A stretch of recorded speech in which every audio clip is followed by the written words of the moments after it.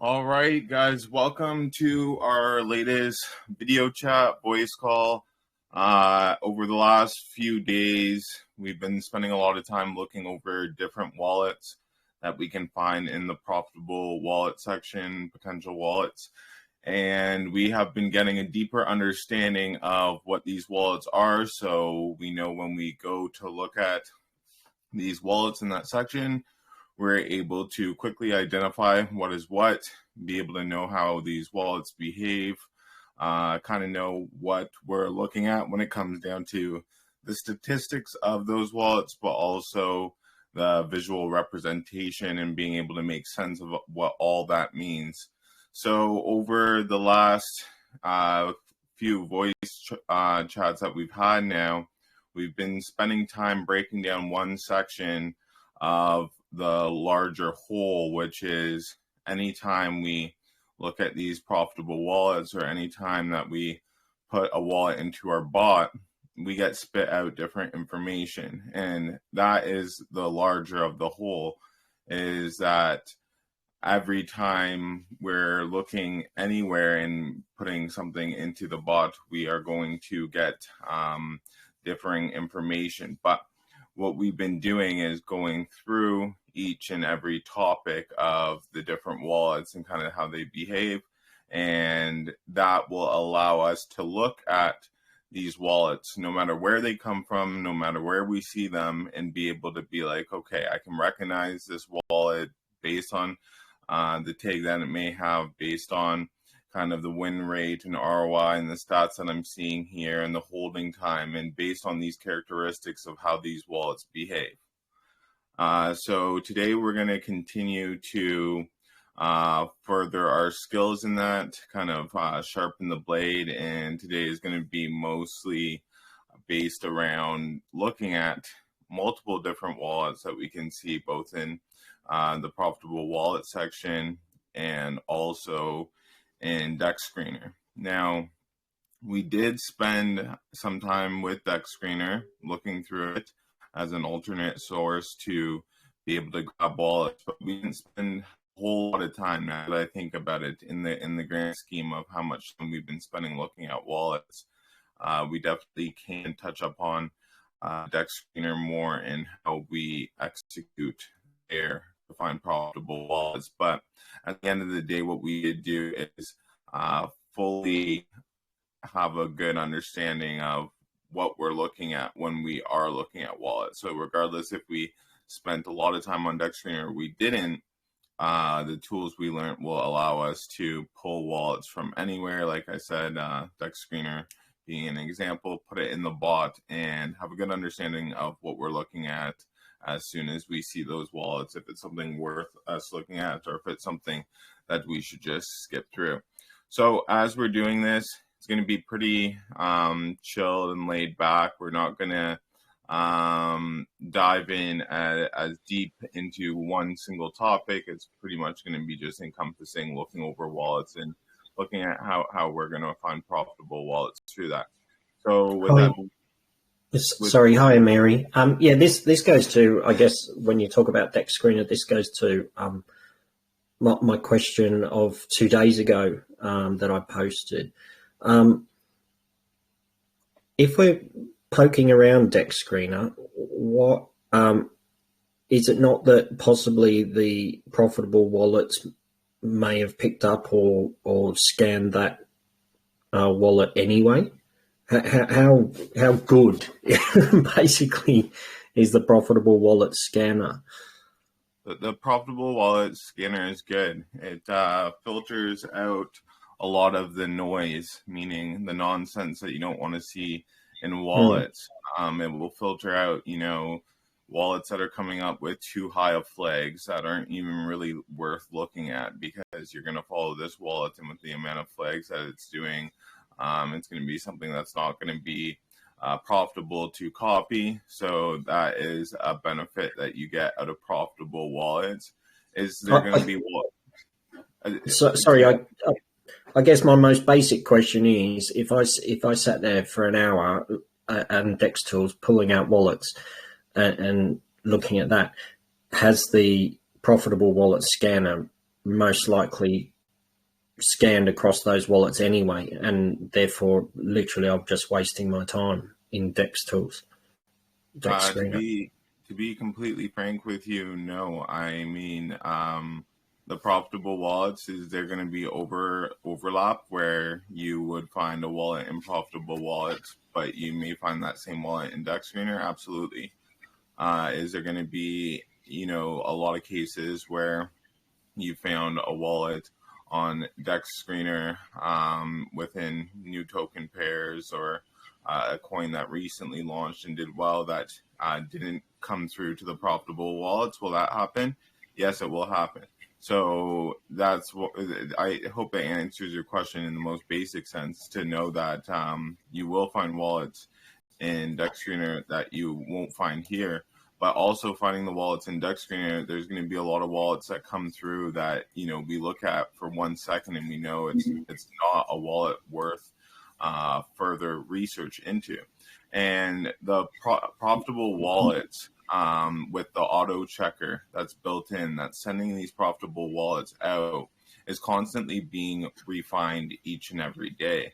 So that there's more work that's being put into it, so it continues to pull out the highest quality of wallets. So at some point, do I think that it will be not worthwhile to check DEX screener? Because all the wallets that were even profitable in DEX screener are going to be in the profitable wallets. That's definitely where the team is heading, where they're working towards every day in terms of development. So at some point in time, I don't think I will be going through DEX screener at all, because the most highest hitting wallets we're going to find in DEX screener, we're already going to find in the profitable wallets. But right now, it's a little bit of a combination of both, where the profitable wallets, you can come here, you can quickly go through them. They're going to be ones with low flags. They're already going to be filtered for you. So you're going to be able to find wallets very quickly. But now going to DEX screener, it's going to be a lot harder for you to find wallets in terms of the time that it's going to take for you to find a profitable wallet. But there will be some profitable wallets that weren't included in this list. I hope that makes sense. I'll add a little bit. If the question is, does it make sense or you're just wasting time? As Amiri said, we are working every day. So the work which you are doing on DEX tools or DEX screener, so it was the waste of time. We are working on this right now, and why it happened before that there was possibility to find some good wallet which is not represented in profitable wallet section.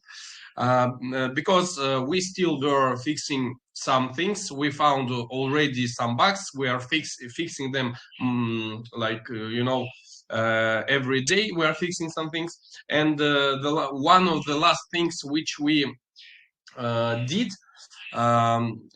we were taking profitable wallets only in the situation when yesterday the wallet had a buy. But in this situation, you're like skipping all the wallets which can be profitable, but they just closed some position, maybe a part of it or something like that, or some long-term players who are doing their opening positions not very often. And right now, we applied this change.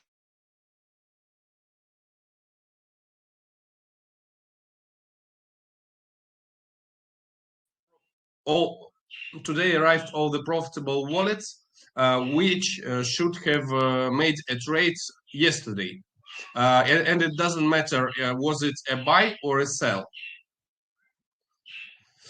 So basically, are you able to find something good for yesterday? If you will be watching yesterday's coins, I think you will waste a lot of time trying to find something better than it is shown in profitable wallet section.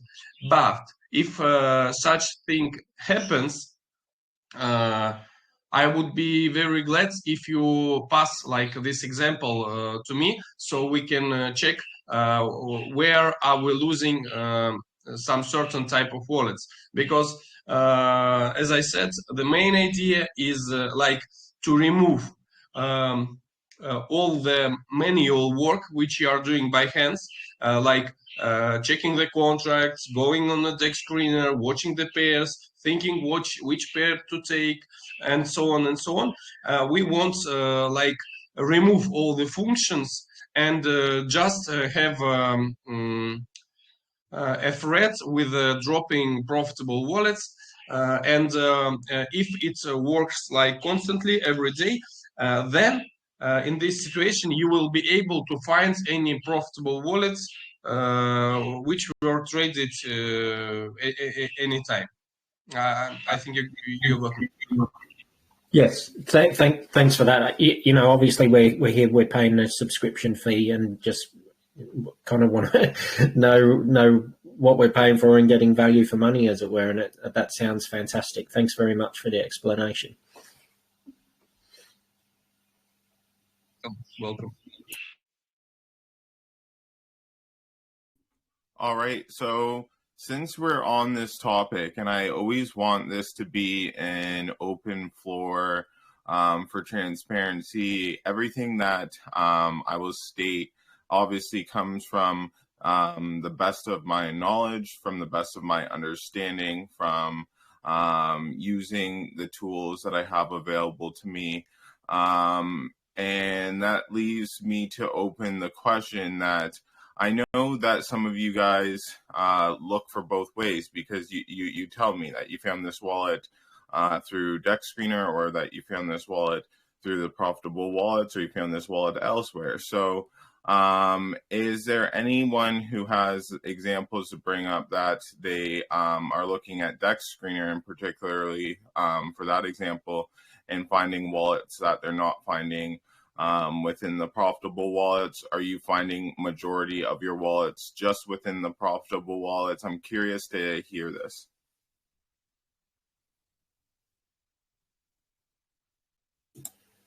I have a counter question to that. Is there a way to cross-check, like what quickly, to if you find something on DEX Screener, to check the list?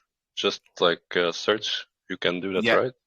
Yeah, technically you could just search the address, and it will bring you to if it was in the profitable wallet section, right? Yeah. Well, I haven't really never checked that, so.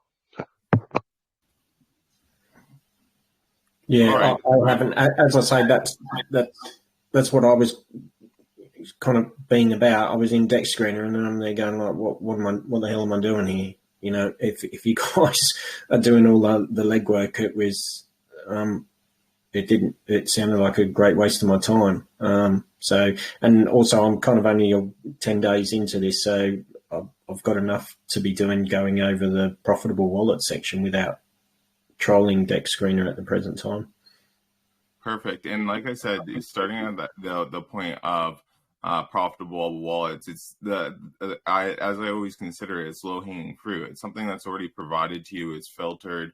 Now we've gone through it enough times that it should be very easy for you to go through these profitable wallets. The reason that I brought up other tools to go through that I've used myself, such as DEX Screener, is because like I can go through the whole profitable wallets with the new wallets in about 20 minutes time, just based off of how many times I've gone through them now. So if I'm on a search and I say, hey, I'm going to spend 20 minutes or 2 hours looking for wallets, and then it takes me 20 minutes and I go through the profitable wallets, I find a few wallets, I found a couple wallets that I want to add, whatnot, and then I want to go look somewhere else, then that's the instance where I would find that beneficial, if once you've already done all the searching that you can do here. But if it's coming to a point in time where, like Serge said, he's getting through the bugs and the kinks that were in it before he was saying if it was only traded within the last day, it was appearing, but it was now cutting out off wallets where maybe this guy took a 2-day break, he went up to the cottage or whatever, and he just didn't trade. So it wasn't showing some of those profitable wallets, but now that's something that is into the data, and we're getting wallets that haven't traded for a couple days, but are likely to obviously trade again.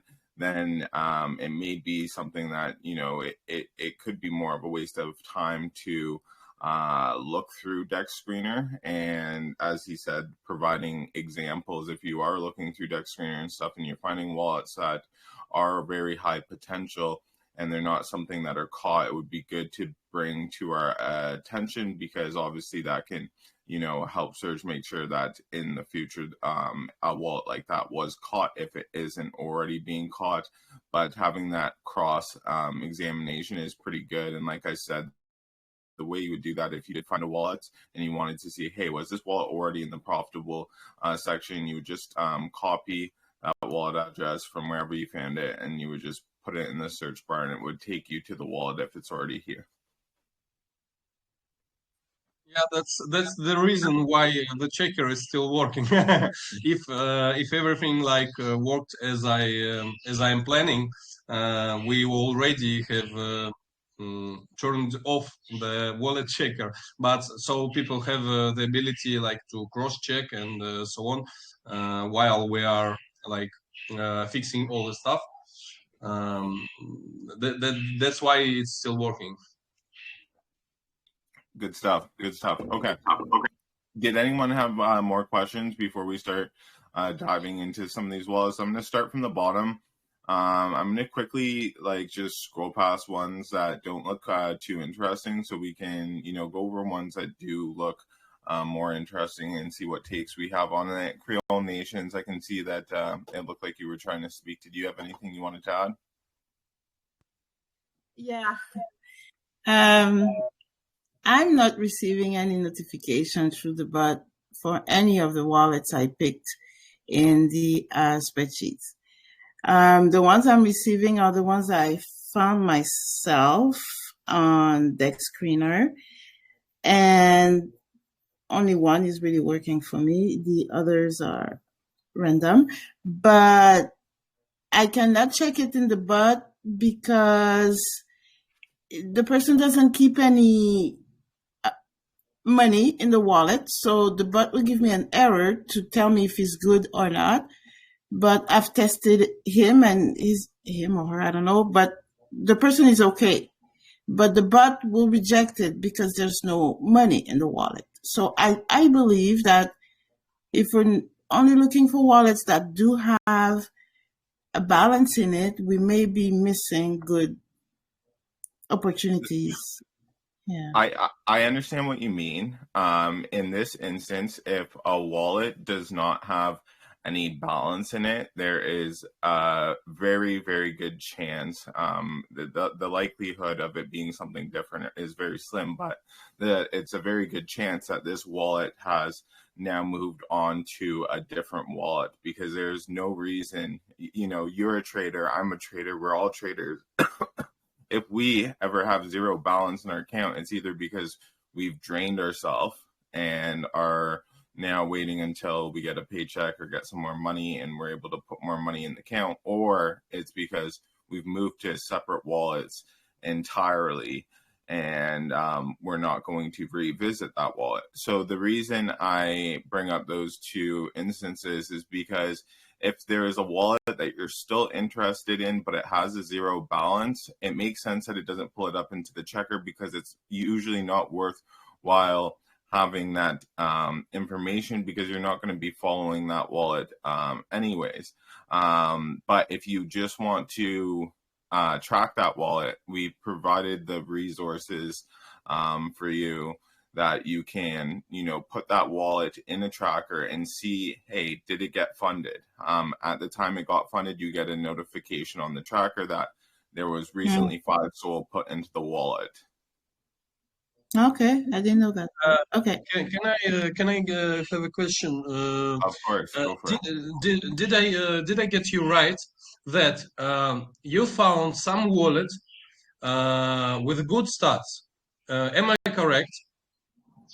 I don't know the stats because I couldn't put it in the bot because the person is keeping zero balance of SOL in the wallet. But there are balance because he's buying tokens, but I don't think the bot will look at the token balance, only the SOL remaining. So that's actually we are watching like the assets balance and the SOL balance, but I have seen such a case when there was like zero balance of assets, zero balance of Solana, but the account, like the wallet, was trading. Can you drop me in private message with the example of this wallet? I'll drop you his stats in the evening, in some hours. And I just want to watch his situation and and to see how many such wallets totally like in our base. And how many are we losing really? I already saw some guys who is doing like he have money on the balance, he makes a trade, he closes it, for example, in the profit, then he moves out all the money, and when a trade when he's going to trade, he moves in money, makes a trade, and moves out again. I found such wallets by myself, but that was a scam wallet. If you were like maybe 4 voices ago, I asked Amiri to show the example of good-looking, profitable wallet, which all have the rockets, and this wallet was doing such things. But as Amiri said, if you want like if you often meet such wallets, drop me examples, please. I'll watch what to do with these things. Why we like restricted checking the empty wallets is the reason that people was just taking the list from the deck screener, and they were not thinking of any strategy, they were not analyzing the stats, they were not doing anything, they were just dropping the wallets to the bot. And you should all understand that all the checks costs like money, and in a situation when a person can make a check and it makes sense why he is doing this, and like in another situation, like checking empty wallets in 90% will be like just a lose of money or a lose of your like credits you have. You have daily credits. So just drop me an example, please, if you can.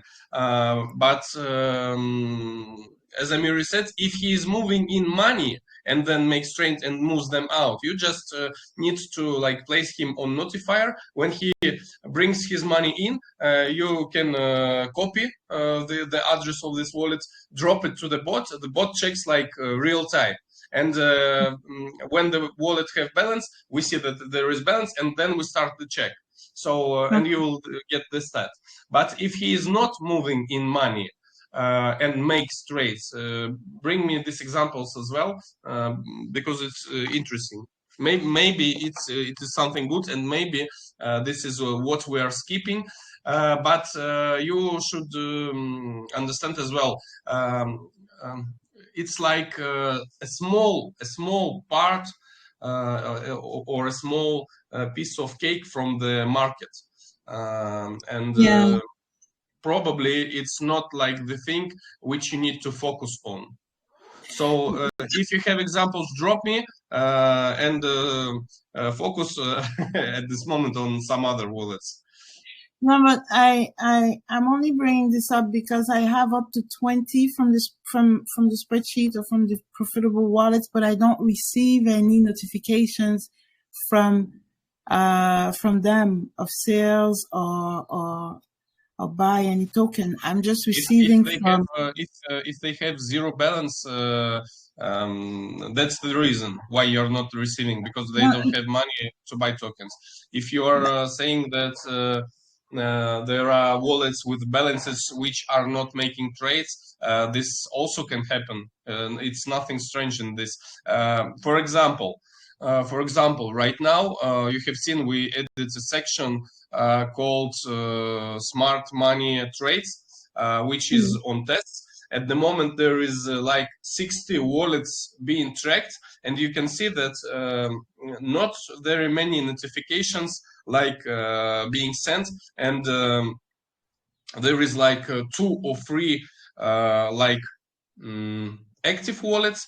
All others were traded maybe one time, and half of the wallets haven't made even one trade from the time. Okay. So it's normal. Not all the wallets like keep trading all the day, and you should understand the basic logic of any trader.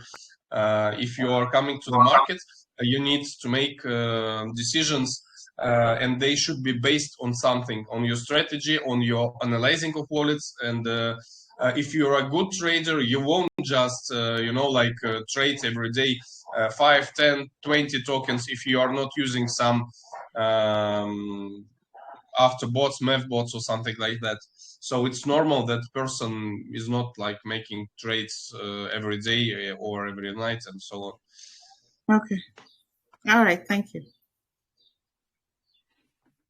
All right, good stuff. I think that was a valuable insight for everyone who's experiencing some things like that, where they're finding wallets maybe in the spreadsheet and then they're not able to track because of the balance. And then Serge went over some instances where, traders will fund themselves, they'll make a trade, they'll move out all their funds and then wait for the next trade. But a good way to track that, again, would be one of those trackers that we had gone over in the last 2 voice chats there that are actually posted in the voice chat room, where you could see, hey, this wallet that I had looked at before was just funded. They may be making a trade.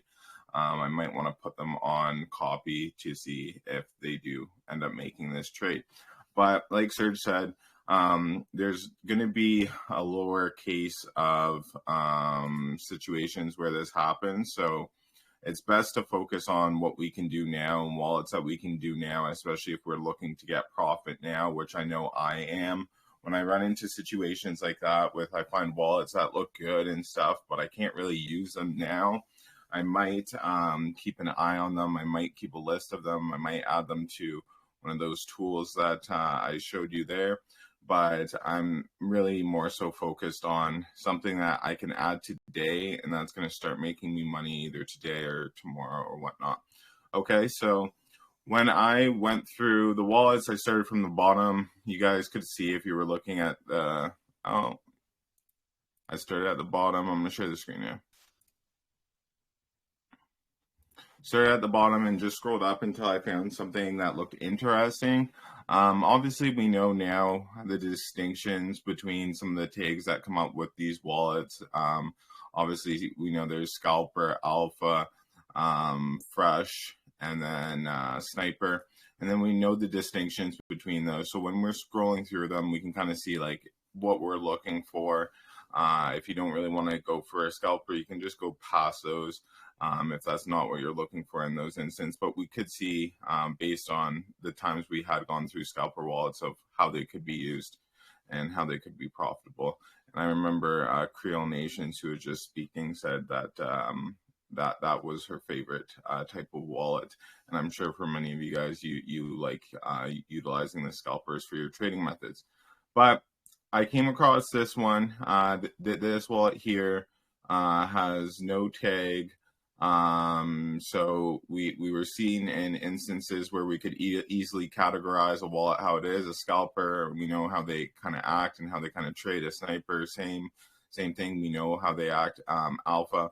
But when we have a wallet that doesn't have any tag, we have to kind of look through the statistics to see how these act. Initially, I saw, looking at this, that it had a lot of green activity in comparison to the red that we have going on here. I also went down straight to, now we're getting better at looking through these so we can go through them quicker.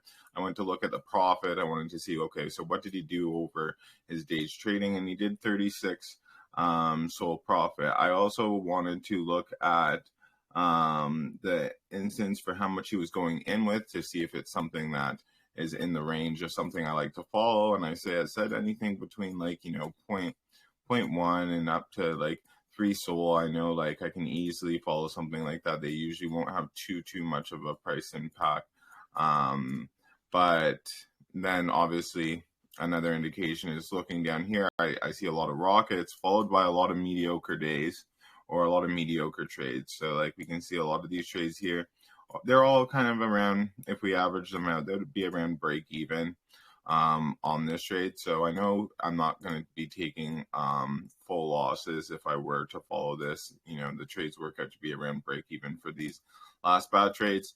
But then I see a couple trades here that are extremely high, so that piqued my interest. I want to see if these look like legitimate trades. Are these possibly like a scam trade that we have gone over before, where we see lots of rockets over a certain period, and maybe it's something we'd want to stay away from.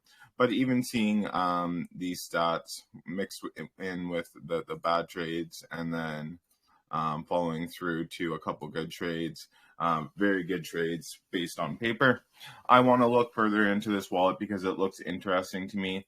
The average time between buy and sell could be better, but it's still enough time where your bot would be able to get a buy and a sell off within about 3 minutes time and still make profits as long as the trades look good, which we obviously have to look into. Looking at the flags here, I saw them. One of the first things I see, my eyes just instantly go down to this, you know, X that we got here. But I can see that, you know, even though we have 6 instances where there was sold over bought, with the amount of trades, unique token trades being 32, it's not something that is actually that deterring for me in terms of this wallet. So I'm going to I'm going to start by pulling up these trades here because these are the ones that look interesting to me. So I want to see how these trades actually played out in the buys and sells on them, if the chart looks natural and all that stuff. So let me pull that up. Then I'll have to switch over screens just to show you guys.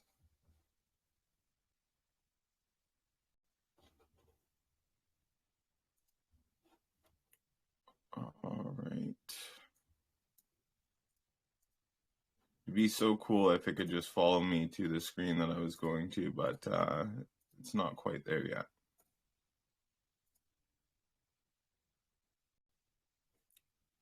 All right.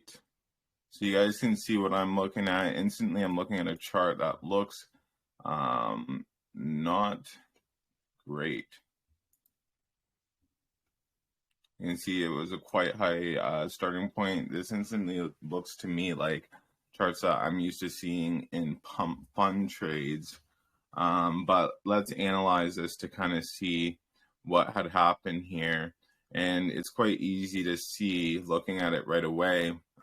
Although I thought, you know, looking at the numbers that he was doing on these trades, that I thought he was getting in early and making a really good trade on a really nice chart. But I'm seeing here that when we look at his transactions, there was just a very small buy made, and he got 27,000 worth. But then he sold over close to 4 million worth, and it ended up in just a sol that he got from it. But based on that trade, you know, it looked like he would have done some crazy numbers here. But obviously, there was some type of airdrop of tokens, and that resulted in this trade being as profitable as it was. right?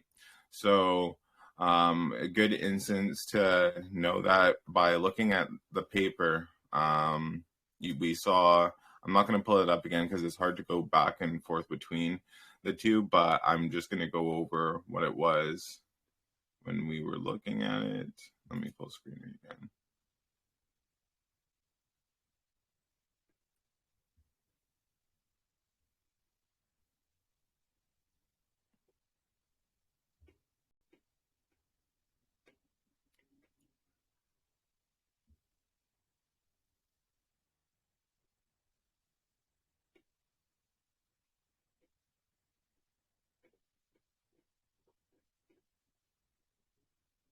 Okay, perfect.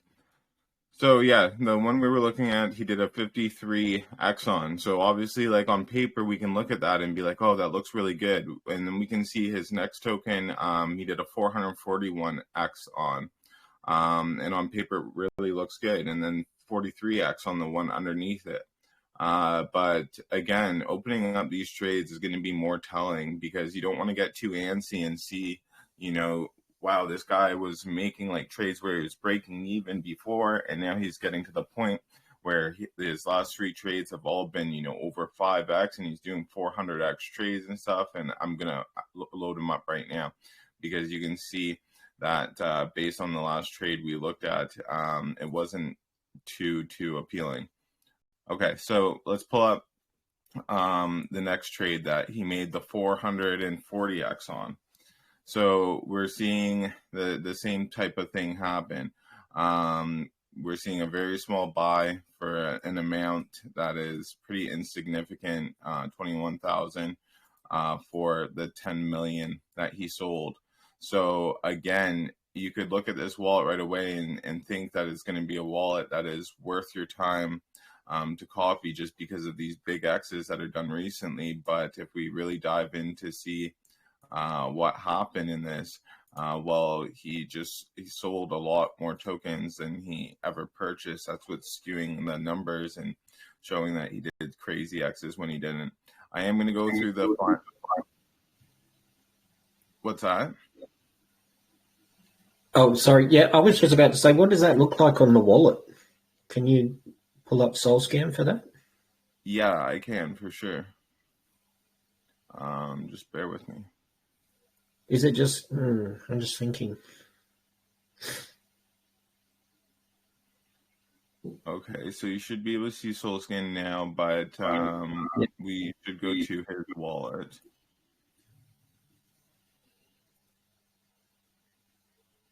DeFi activities. Okay. So that was this trade here, Fluttershy. Let me make sure it was the right one. Yeah, Fluttershy. Okay. So let's see what happened with Fluttershy. This is the first interaction we can see here with the Fluttershy, and it matches up actually what we seen on DexScreener, right? That 0.01 buy for that 21,000. And then we can also see that his next transaction from Fluttershy was the transaction we saw that was really skewing the data. He had the 10 million that he sold for the 4.4, and that's what's giving him that 440% increase. In terms of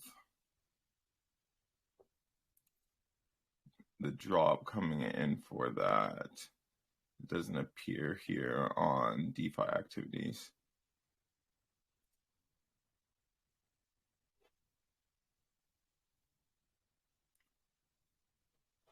Yeah, so that's what we have there. I'll keep this up because there is one more trade that I want to look at. Another trade that looks like. What's that? He's done it for Souljack as well.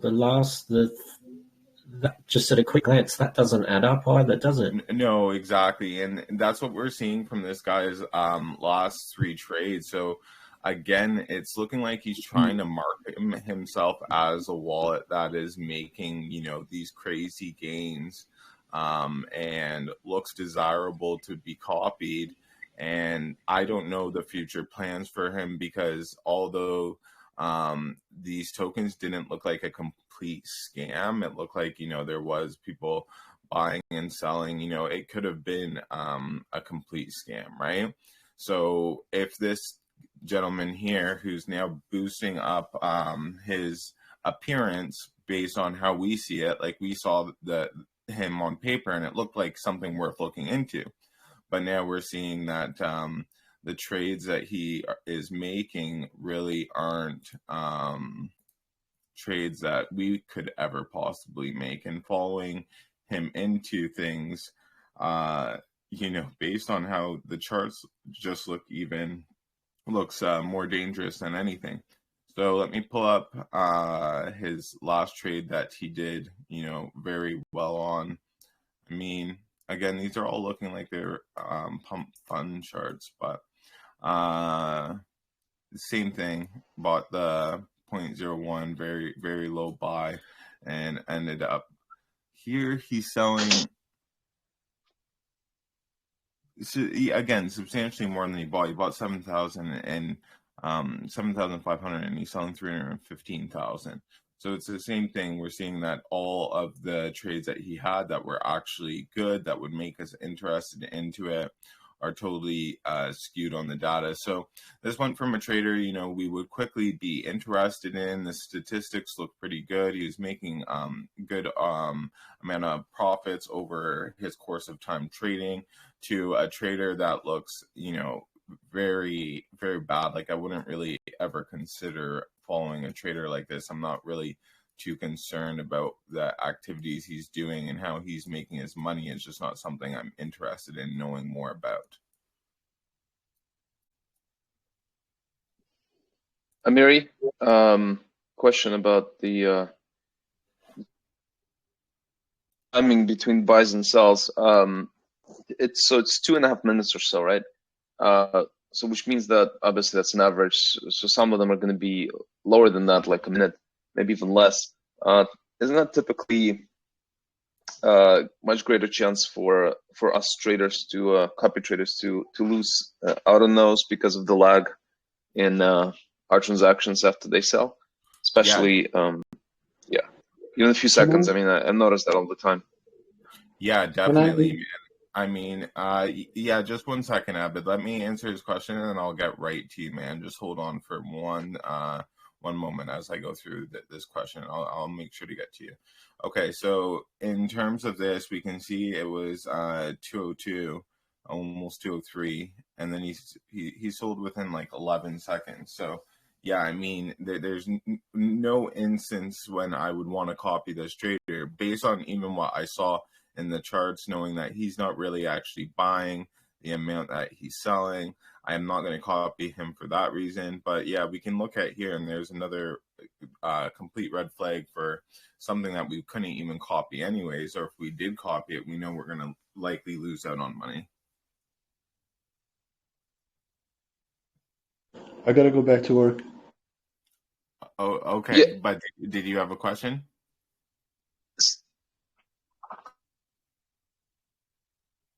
Abid?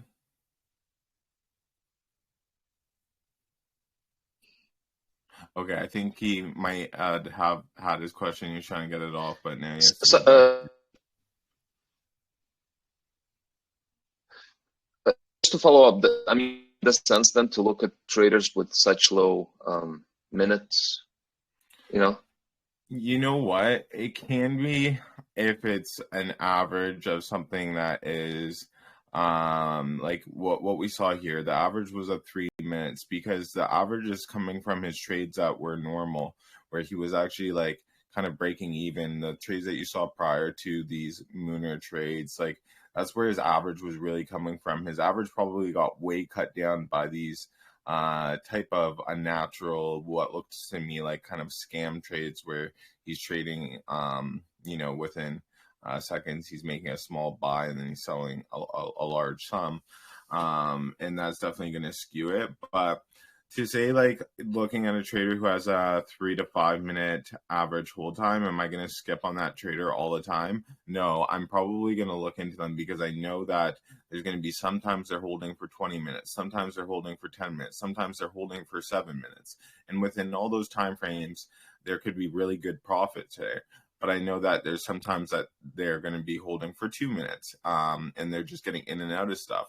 And can I make profits in that? I have to see. I have to open the charts. I have to see if there was room for me to make profits there within the 2 minute holding period. But there is actually room to do it. But the closer we get to, a minute, or the closer we get to, once we start talking seconds, then yeah, I want to avoid those traders completely. Just because I know that, if they're trading in and out within a minute, there's likely not going to be much there for us.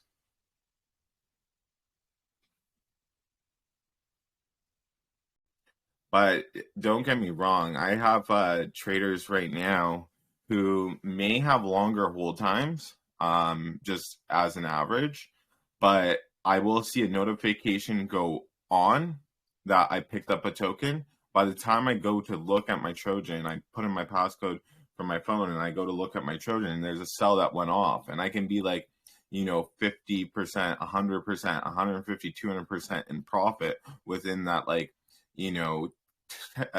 maybe 20-second window that he executed the buy, was in good profits, and executed a sell, and I walk away with profits, and that was within 20 seconds. So I don't want to avoid those traders completely, because I've seen how they can be profitable for me in the past. In those cases, do you copy his sells, or you rather probably take profits on your own settings? If my guy, so let's say in this situation I explained, he's like trading within 20-30 seconds or something like that, and he's making me like 2x or like even 60-80% gain that he makes within that time, I just trust that he knew what he was doing. Does it work out all the times? No, like I end up making profit, but is there times where they've done that and then the coin spiked and it would have been like another 10x from there? Yeah, all the time. Like I have so many of my traders who sell right before it actually really starts going, and sometimes they sell minutes, like 1 to 3 minutes before the coin pops off and does a 10x from where it just was. So like, do I get irritated that they got sold early? Kind of, but like kind of not. I mean, they still sold in profit. I made money on it. And yeah, I just take it as that, because sometimes you can get way too attached to your coin and to your traders. Like me and my buddy were both in the same coin. My guy ended up selling out. He's like, you know what? I want to ride this one. The narrative seems good, all this stuff. And I'm like, you know what? My guy's like just sold out, and I took my profit. It was good profit. I made like a 550x or something. No, 550%, sorry. So 5.5x on it. So I'm happy. I went in with a soul size. It was a good return.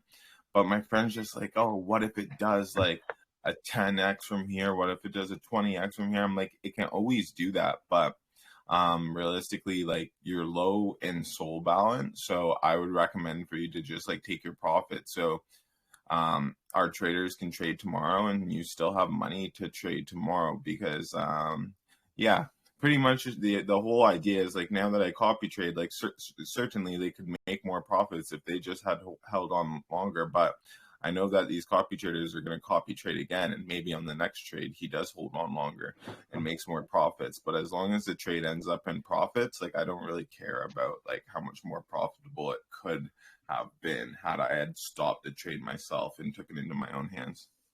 Yeah, totally. But I ask mostly because it is only 20 seconds. So didn't you just get lucky that the sell went off then? Well, the thing is, if I'm getting lucky with it, 80-90% of the time, then I don't really consider it too much of luck if it's going off within 20 or 30 seconds. Has there been times where he's done that and I've taken a loss? Yeah, like for sure, slightly.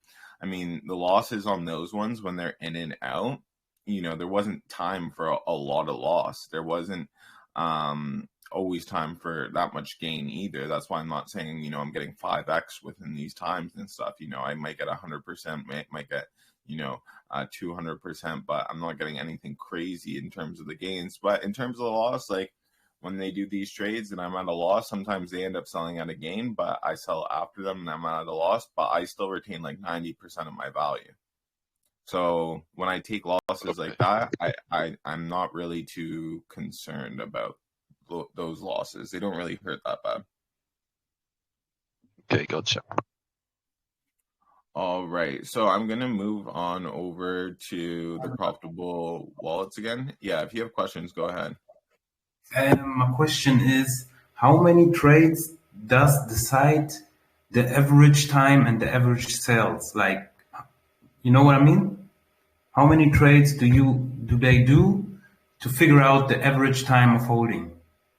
Well, average is always, if you have one trade, you have an average. If you have 10 trades, you have an average. If you have 100 trades, you have an average. So it doesn't matter because it's their time holding. So if they held for, let's say 10 minutes and they held for 10 minutes all 10 times, then their average time holding is going to be 10 minutes. But if they held for 10 minutes, and then for some trades they held for an hour, it's going to boost their average time holding to closer to like 30 40 minutes, depending on how many times they were holding for an hour. So the average is always there based on the one trade.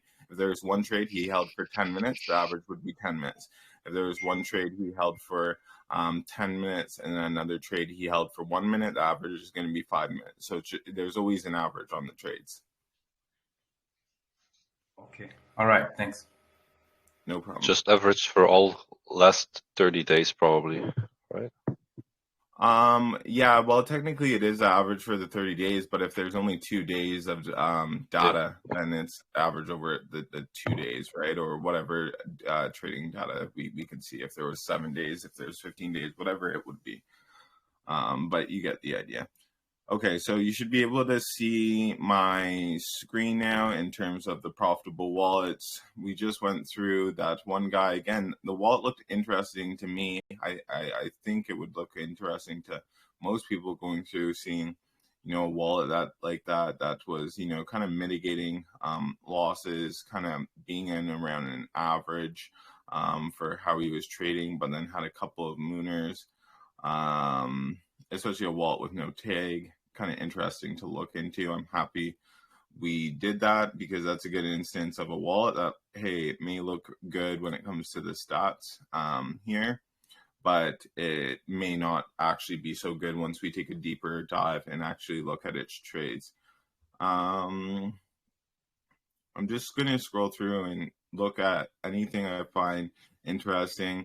What always catches me, and I don't use spreadsheets. You guys could tell that by now that I'm more of a visual learner, so I really like to utilize these kind of scorecards that have came up. But as far as just looking at this one goes, I can see, okay, there's no tag here. Looking at the visual representation, I see a lot more green than I do red. And I can see the profit's pretty decent. I can see the ROI is decent. The win rates in a percentage that I would like to be in, around 60% and up is what I look for. So it falls within that range. The tags, or the flags that it has here, there's quite a bit, but some of these flags that we talk about, end up reflecting in these other flags too. So someone said, could you just add up the percentages? And you can't really do that because you'll have a tag didn't buy that ends up contributing to the next tag sell first, and a lot of the tags will work with each other. So seeing that that's at a lower amount, it's still something that's interesting to me. So I keep on going down and seeing that, there's a lot of times where he took pretty big losses, more times that he's mitigated his losses under 50%. but the largest statistic I could see is him following just under 2x, but then he also has a decent percentage of between 2 and 5x, and then he has a couple trades here that worked out to be 5x plus. So we can look at his buys and sells. We can see that he is, selling in usually 1 or 2 buys and scaling out okay. Average buy is something we know is not going to impact the chart too much. So we know there might not be so much price impact there. Average time between buy and sell is 3 hours. So we know that this is going to be a safe person for us to follow in terms of this. So taking a look at his trades, we can see his most recent trade fell into that area of being a mooner or a rocket, a 5x plus. So let's go ahead and pull this up. Again, the more trades we look at, the more we get used to taking it from the profitable wallets and opening up the trades in Deck Screener. We get a better idea of what's going on with individual trades. So we saw he's buying at that candle after the dip as there's starting to become some buy pressure, and then he's making sells in and around the heights of the candle. So let's see how this guy fared off, because we know that he did have larger buying time, but he only bought 0.2 into this. So I'd be happy to, go into a trade at 0.2. That's fairly low risk. He got a decent entry here. And that is at, you can see his entry is the 4 zeros and then a 2. And then his first sell wasn't until it reached 4 zeros and a 7. So he made a good sell, but his entry was at 640 and his first sell was at 646. So you can see that a candle based on the 5-minute chart that we had at was pretty aggressive, went up pretty quickly. So he's already almost doubled his profits, and then he sold again for more than his initial, and then he sold again for more than initial, and then sold again, just finishing his bag. So we exited all out on that one candle. So between the first trade at 640 and the last trade at 704, this is an instance where, it's different than his average. If his average is 3 hours, we're seeing that this one was done, in 20 minutes? Yeah, he finished his trade in about 20 minutes or 24 minutes. So, that's a great trade to follow into. You can see we can look at it at the chart. It looks like, we would have had time to get our buy off and end up maybe a little bit higher up on the candle, but be able to also take these sells that he was doing, as they were decently spaced apart, enough time for our bot to catch that. So we know that, unlike the last trades we were looking at, something like this is something that would work for us. All right, so that was the first of his trades. That was the one that marked as the rocket. I'm going to go just down to his next couple trades. We're just going to analyze a couple or a few trades, because I want us to be able to look at quite a few different traders here today. All right, so I don't love trading into traders like this, but I do have traders like this that end up working it out well.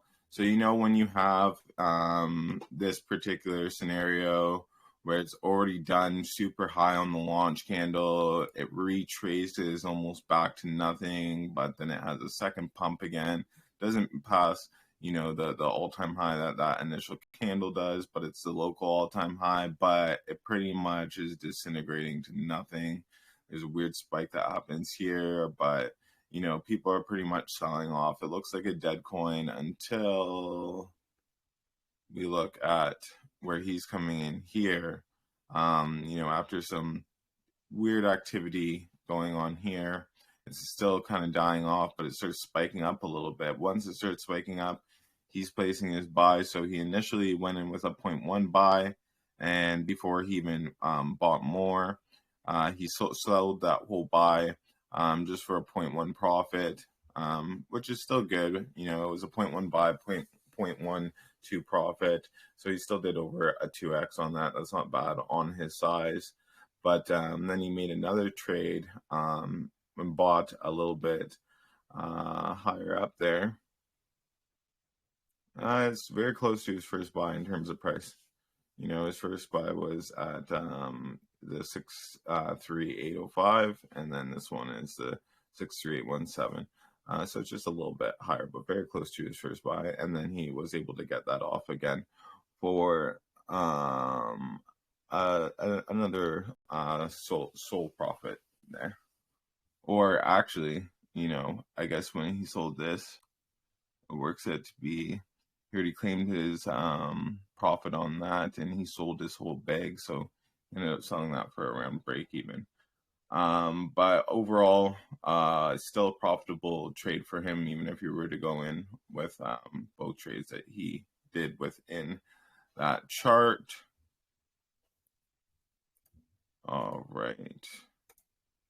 So for the sake of being able to look at more, I'm going to direct you guys again back from Dex Screener back to our profitable wallets. Okay, and at any time if you guys see a wallet that you guys think is interesting to you, you've seen wallets like this and you want to go over them to kind of just get a better insight, you can let me know when to stop, or else I'll just keep going to when I find something that I think looks interesting. I do have a question in regards to the wallet. Okay, so the is there any? Well, I mean, I know we could tell if we go to the Soul Scan to see if the wallet is a copy trader in itself, right? But the list that we get, they're not any bots, are they?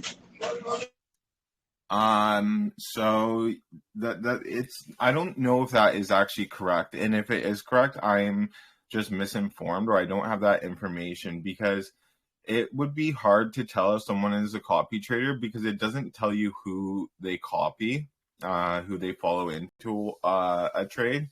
It only, what happens when you copy trade, it doesn't actually copy your wallet that you have set up for your copy trader. It copies their buys. So if they enter into a trade, say they enter into, let's say, the 10,000 Pepe coin, it's going to show up for you at your wallet as you entered Pepe at this price. And that shows no indication that you're a copy trader. Even though that was what happened, you copy traded into it. Technically, you know what you did. You followed someone's buy into Pepe. But for anyone else seeing your wallet, they're never going to really know that you're a copy trader. They're going to think you just made a buy into Pepe. No, I meant that at least we could kind of sort of tell that if, for example, if someone is using the Trojan bot, or if they're using like a wallet or whatnot, right? That's what I'm trying to figure out. So sorry, there's just so much noise in the background, but I can work within it. So if they were using something like Trojan, or if they were using like Radium, like just a DEX, for example. Correct. Yes, that's what I was trying to figure out. So if a wallet, let's say, is from Trojan and they're using, they're using Trojan to make the things. Now, can we tell the difference between if that's one of the real wallets from, let's say, Coinbase wallet, Phantom wallet, or if that's like a Trojan, one of the bots? To be completely honest, there is ways to differentiate that. I don't think it's as simple as Soul Scan, but Serge, if you're still on the call, you probably have a better answer for this than I would. I don't know if you're still here or if you're busy working. Okay. So he's probably working away at some development points, as he always is, but the reason I am not positive on this is because I know that, for example, Trojan routes through Radium. So even though I know that I'm using Trojan, when it shows up on my Soul Scan as a buy, it shows up that I bought on Radium, and I never used Radium. I used obviously Trojan to buy, but it shows as if I used just the Radium swap to buy. And the reason I think that there is something I'm missing here is because some of these analytics that I pull and some of this research that I look at will show me top traders on Trojan. So if I'm able to see top traders on Trojan, then obviously there's some way to track when a user is using Trojan or not. I'm just not 100% clear on that. Serge would have a better understanding for how that would work out. That's more of a technical question that's just beyond my knowledge. Thank you. I appreciate it. For what it's worth, you're very welcome.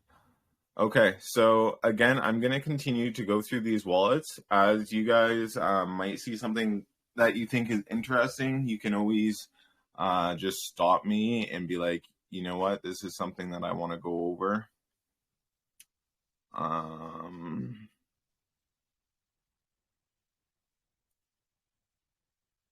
Yeah, unless it looks like pretty interesting to me, it's not something that I'm going to usually like stop at myself.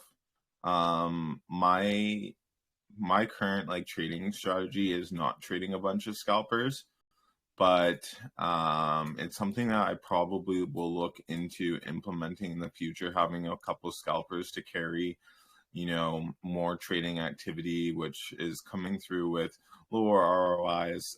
They usually are, but, you know, just, you know, consistent little gains that end up, you know, working out to be, you know, very profitable for a lot of these scalpers. While I'm on this topic and as I'm looking through these wallets, does anyone have some instances where they maybe trade a lot of scalpers who have longer holding times and lower ROI, maybe around a 50% ROI, but like higher win rate, and they're making good money trading those scalpers? Does anyone have a story for that?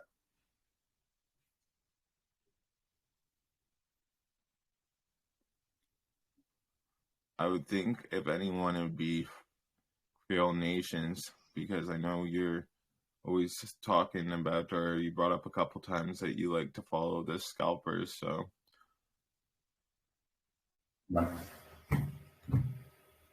yeah, so like, oh, go ahead. His ROA is at 4%, but his win rate is at 83%. 4% ROI? Yeah. Like 4, not 44, like 1, 2, 4, like 4. Man. But his win rate is like 83, and he hasn't taken a loss yet. Like, he's always on point. And I don't know why. And you're following this person? Sorry, you're following this person? Yeah. And you're profitable consistently?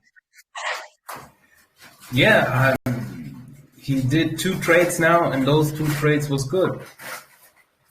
Well, that is good news. I mean, at the end of the day, like 4% ROI is something I would definitely like not even like look at twice. But I mean, in your case, you've ran him for a couple trades. You looked at his stats. He hasn't taken a loss, as you said. And if you're getting 4% like coming in consistently off a trader that you know is like not going to lose you money, or like if they do, it's very, very rarely. That's why, you know, being stuck in your own set of what you think is best. Like for me, I'm like, I would never trade 4% ROI, but maybe if I added that trader on and I put him on at a decent size, you know, at the end of the month, it works out that that guy made me, you know, 10 SOL, and there was, you know, very little risk to him. Yeah, I took him because he take a loss. The first time the first trade was well. Now I'm at the second trade, it's also going well. Like, Yeah. Good stuff, man. Well, I'm gonna ask you for updates on that actually.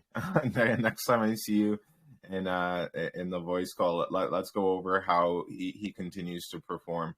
But yeah, that's a pretty good indication for how scalpers can work out for you. I know not everyone uses them, myself included, but like I said, the more I see them, the more I am tempted to be like, why don't I just try? Like, I've already tried my strategy. I know my strategy is working good for me, and maybe that's why I don't try, because I already have a strategy that works out good. But if this is going to make me more profit at the end of the month trading someone that's a scalper with a high win rate, decent ROI, in and around that 50% range, and is making 422 SOL over the course of his trading time, this could be a guy that's worth for me to put on maybe half of the balance or something. If he's going in with an average of 3.44, maybe I don't want to take so much of that risk. But this guy does have some flags. I mean, they work out to be a decent percentage, but it's nothing crazy. But you got to be mindful of that. I'm not going to go over this one too much, because although it's like, there's good profit in here, and I definitely think that this could be a profitable wallet to trade. Average buy time is about 8 minutes. You can get in and out with that with profits. But again, it's just not too interesting for what I'm looking for in this instance, and we see and have gone through scalpers so much. But if there is anyone that you want me to go through, again, just stop me and I'll go through it. But I have a scalper story. Perfect. I'd love to hear it. I have one scalper that I've been using for already about a week. Now, the tag on him is a scalper, but he doesn't trade like one. His average buy sell time is several hours. So I'm not sure. And I've seen wallets that are labeled scalper with longer trading time. So those tend to be normal pace traders. I've one that's performed pretty well. I don't know. Dude, if I ran my guys again, at one point I had a scalper on there. I don't know if I still, because I've done so much, let's say, renovating, removing some guys and putting new guys in. But at one time I did have a scalper, and that's what's interesting about scalpers and why I don't just skip right past them, is because in terms of the categories that we put these guys in, alpha, fresh, sniper, the scalpers are the ones that are like, they just vary greatly. They oftentimes are higher win rates that we see from our scalpers than we do from just regular wallets. But there will also be in typical instances where we see scalpers, their ROI is a little bit lower than what we might want to look for when we're trying to find a like real gem wallet that's going to be hitting like 5x's and stuff like that.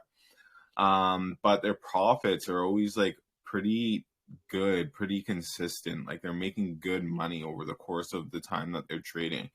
So those are like some characteristics that you could state that are a typical scalper. But to say that a scalper is always in and out of trades like within like minutes, it's just very it's just not true, and it will give people a very skewed sense on what a scalper is and how they could use it, because we're just looking at this one randomly because it was the one that we're on while we are having this conversation. We can see this guy's on average buy and sell time is 37 minutes. This is longer than most of my average traders hold for. You know what I mean? So like, having scalpers put into that category of just like, yeah, they're in and out of trade, so I can't really follow them. You're going to miss out on the ones that do trade in a sense where, you know, they're making longer trades, sometimes for hours, sometimes they are shorter and they're for minutes, but it brings the average to something that's like this. So the scalper that you're trading probably is someone more like this, where they end up with a 37-minute on average hold time because they're trading for hours. Sometimes they're in and out within, you know, 10 minutes or whatnot. But I think the main reason I wanted to like get you guys to share your stories on how scalper wallets are working for you is to show other people, myself included, that scalpers are a good wallet to put into place when they have a strategy that fits. This one here. Someone else is trying to speak. Go ahead. Yeah, I was just going down my list, looking at my spreadsheet, and 1, 2, 3. I've got a fair few scalpers in there that I'm following at the moment. And they're doing well for you so far, for the most part? Well, again, as I say, I'm not that experienced, but yeah. I did have one other question though. Well, literally in the last couple of hours, the Trojan bot has missed a couple of calls from a couple of my wallets. Okay. Does that happen often? And then it's picked up the next call. So my trader is, you know, he's active at the moment, but it literally missed one. Yeah, Trojan fucked me last night. I'm not gonna lie. What was it? We found a really great wallet. That was the one who hit the over the 5x for me. I'm like, okay, that was his first trade. You know, he did over a 5x. Awesome. Happy to have him on. His stats are good. Everything looks good. He makes a couple other trades when I'm sleeping, and I got an error that I've never got before. It's not an error I recognize. So I took it to the Trojan team, and they're like, you need to go like explain further and deeper and like all this stuff. And I didn't have time to do it because I had to be on the voice call, and I just wasn't trying to mess with that right now. But like, I lost a full like soul going into one of his trades that he sold for profit. So a soul is worth like 175 right now. He sold it at 280. It was worth $280. So he made me over $100 if that soul sell had gone off. But it didn't go off for some reason, which was a reason that is so unknown to me because I seen the error code within SoulScan, and it's no error code that I've ever seen before in all my history of trading. And it was the same with my friend who copied into the trade. He woke up and he's down that money. It's like, it happens, but it's annoying. And you want to get down to why these things are happening. This is why I brought up this story to share with you. Once, like, I just had an experience with issues with Trojan, but you don't just have issues with Trojan and just be like, okay, this is how it's going to be, because I literally missed out on $100. And I know it may not be huge to some people, but like $100, that's like my groceries for, you know, at least half the week, you know, close to the week. Right. So I want to figure out now, why did I lose out on that $100 when I shouldn't have? You know, the sell went off, my guy's sell went off, my sell should have gone off. So I need to dig into it, and I have my partner doing it now, the other guy who traded into that with me right now. He's talking to Trojan as I'm on this voice call, so we can get down to the bottom of this so it doesn't happen again, right? So I brought up that instance because in every instance, when something happens with Trojan that just shouldn't have happened, it wasn't my fault. It wasn't slippage was exceeded. It wasn't the fact that I didn't put enough gas. It wasn't the fact that I didn't have enough funds in my account. It was truly just an error on Trojan's part. I always like spend, if it takes me an hour or two, like I spend that time to work out the error. Going for yours, are you on one of the backup bots? Yeah, so I'm starting to I do a slash backup, and I'm starting to like move things to a green dot when I see it. But like even during today, I think I had a failed trade, a red, and then the guy went and got a green, and then he got a red, and I only saw the reds. And so when I've scanned and I've looked back, I've then gone, oh, well, I should have got that trade, and I didn't get in on it. It just didn't trigger. Any fail scans, for example, that you guys ever have, you can always send me your fail scans with the soul scan link that goes up to them, because I've been through it so many times now that I can likely tell you what you did wrong if it was your fault. If your trade, it just didn't trigger. What do you mean a failed scan? It just didn't. Yeah, that's what I'm getting to. If your trade didn't go off whatsoever and didn't recognize the trade, there can be a couple instances for it. If it's ever a sniper and he sniped that trade, it will never go off. Did you see that his buy was in a time where you could have executed a buy easily? Did you check what it looked like for him on Deck Screener?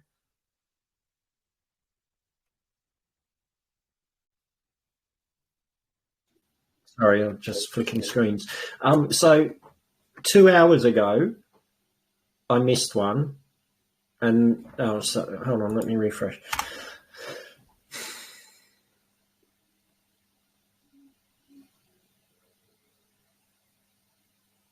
So just coming up, 2 hours ago I missed one, and then 20 minutes ago one got in.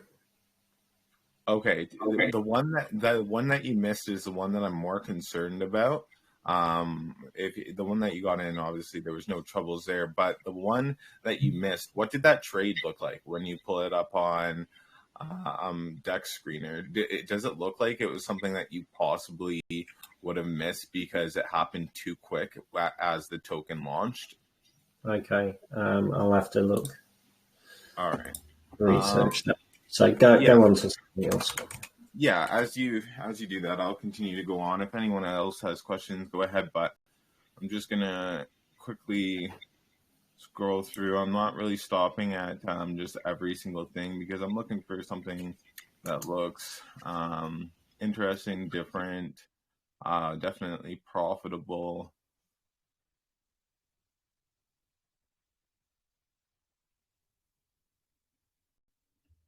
Profit 10.13.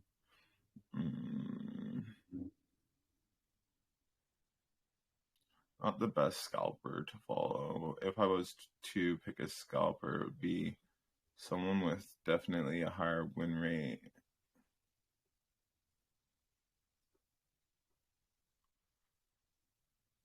Yeah, see, like this guy got labeled as a scalper based on the way he traded, and he had one trade.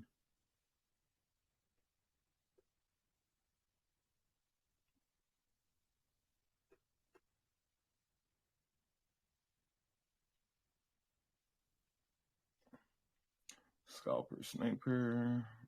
I'm not going to bother with that because I don't really use snipers in my strategy.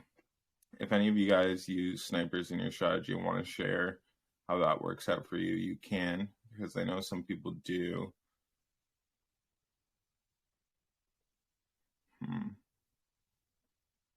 Scalper, sniper. So many times he's sniped here. So that wouldn't be something that I would look through. But you can see, like, even me looking through these, you can see like why I don't have to spend hours and hours looking through these, because like as I'm looking at them, I'm just looking at like little pieces of data that I can pick up. And you see, I'm not scrolling through them awfully quick, because I am seeing if maybe something does catch my eye as I am looking through them. But like I can very quickly be like, you know what, that's not too interesting to me.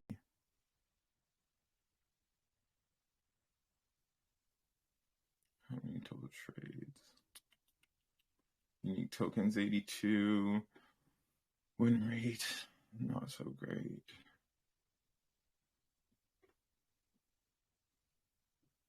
But yeah, this is literally how I would go through these profitable wallets. Like you can see, I'm getting through them pretty quickly.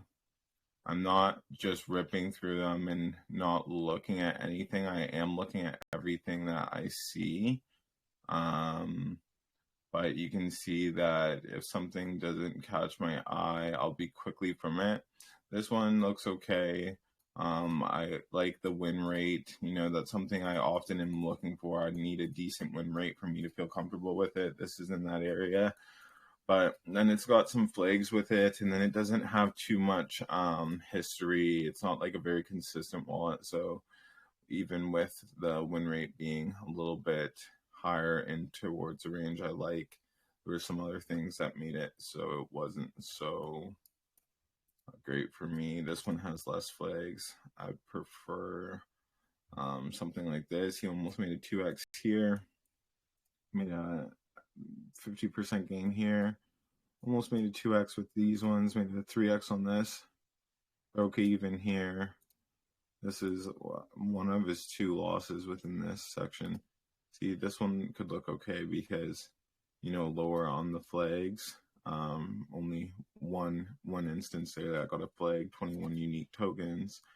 Again, I would like to see more trading history for a scalper that I want to put on, because if I want to put on a scalper, I want it to kind of be holding me up, you know, trading multiple times throughout the day, or trading at least every day. But then the average buy time here is something that's like not as ideal, so it makes that wallet less attractive.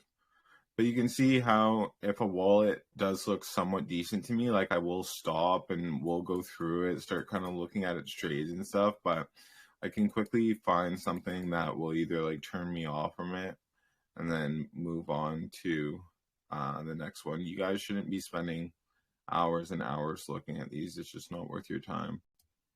Pretty significant flags. The data set is quite low, only 5 tokens, even though the win rate is really high. I know these flags are going to dent into that win rate. The data set's just like not that high. He made 8.36 with, what is it? What's his average by? 1.73. Not terrible, not great. Were you able to figure out what his buy was like? I'm still going. What do you mean what it was like? I'm just trying to find the transaction.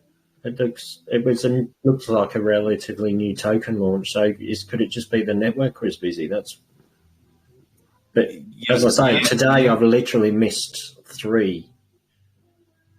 Yeah, like the network isn't great, but you should only miss them if it is reasonable to miss, because I've traded many days when the network wasn't great and my transactions were still going through as long as I was on a decent bot, like not something that was on red. If I was on either green or yellow, my things usually went through. So that's why I want you to look into this to see what his buy was like, because he could have sniped into this buy, and if he sniped into this buy, you know that was the issue.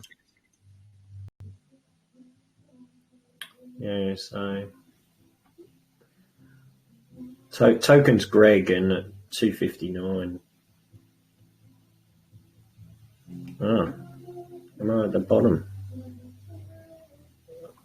Does it only go so far? Does Dex Screener only goes? Can't show all. Should go to the very first transaction, actually. Yeah, so this one, even though we see like a lot of green and not so much red, he ended up in profit for literally every single token that he traded here. Again, considering it a scalper with 100% win rate, a little bit lower of a data set for sure with only 5. But just the fact that there's no losses here, this could be a good one to watch. The holding time is good. Something that you could obviously get in and hold along and make some profits. There's nothing crazy in terms of the gainers, but it's all consistent. So this is like something that would obviously pique my interest. 100% win rate with no flags is something that's good. The ROI is normal of scalpers, even with a lower data set. It's around 50%. Profits for Sol. Only buying in with about 3/4, 2/3 of a Sol, so 0.67 of a Sol there.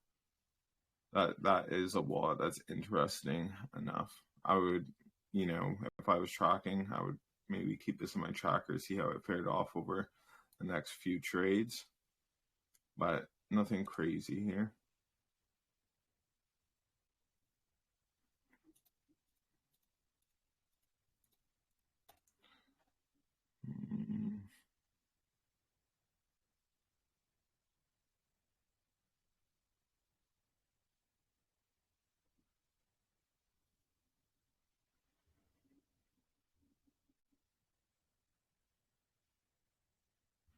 Again, another 100% win rate with no flags.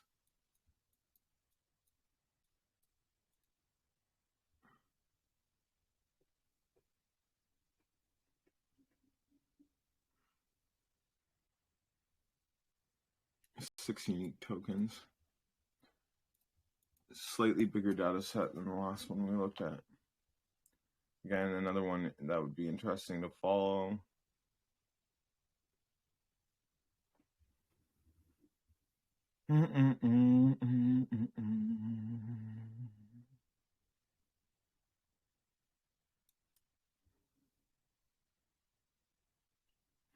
As I'm going through them, I'm kind of highlighting some things. If I highlight it, it's because I'm looking at it. This is the reason I'm moving on from this token.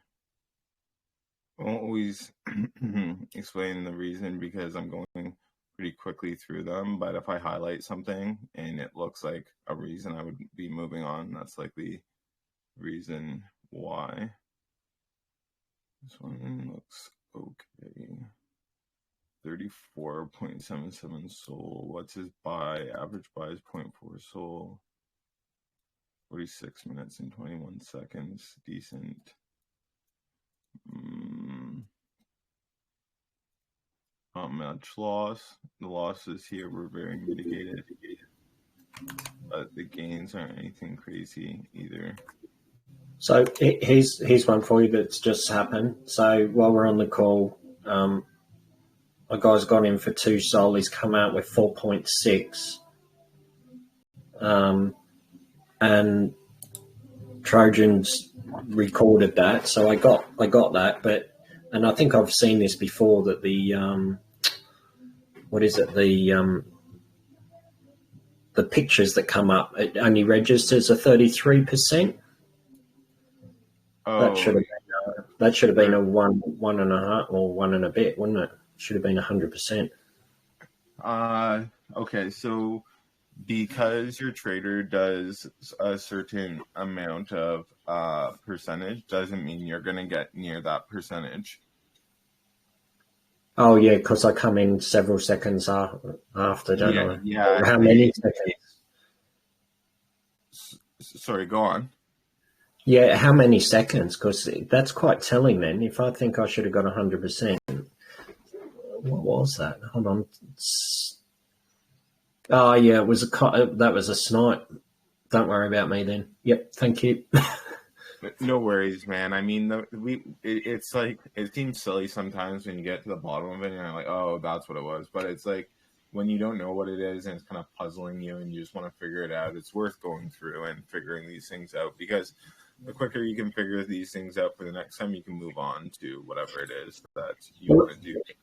Yeah, it goes back to what we were saying before. It's like, because I don't want snipers. I don't want to get into this situation. And then they go and throw you, don't they? They go and change their trading style, and it screws you up.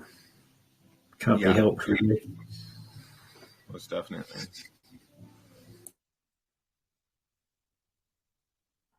This is like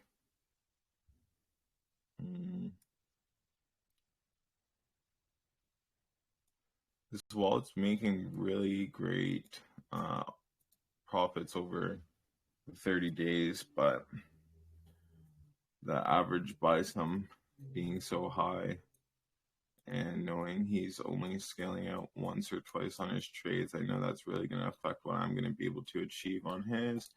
Does have a couple rockets here, but you know, and then around that larger buy sum, getting closer to 10 SOL is usually something I just tend to avoid right now.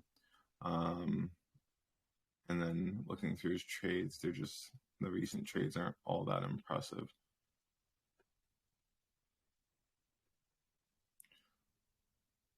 Scalper 66 win, 1.2. No.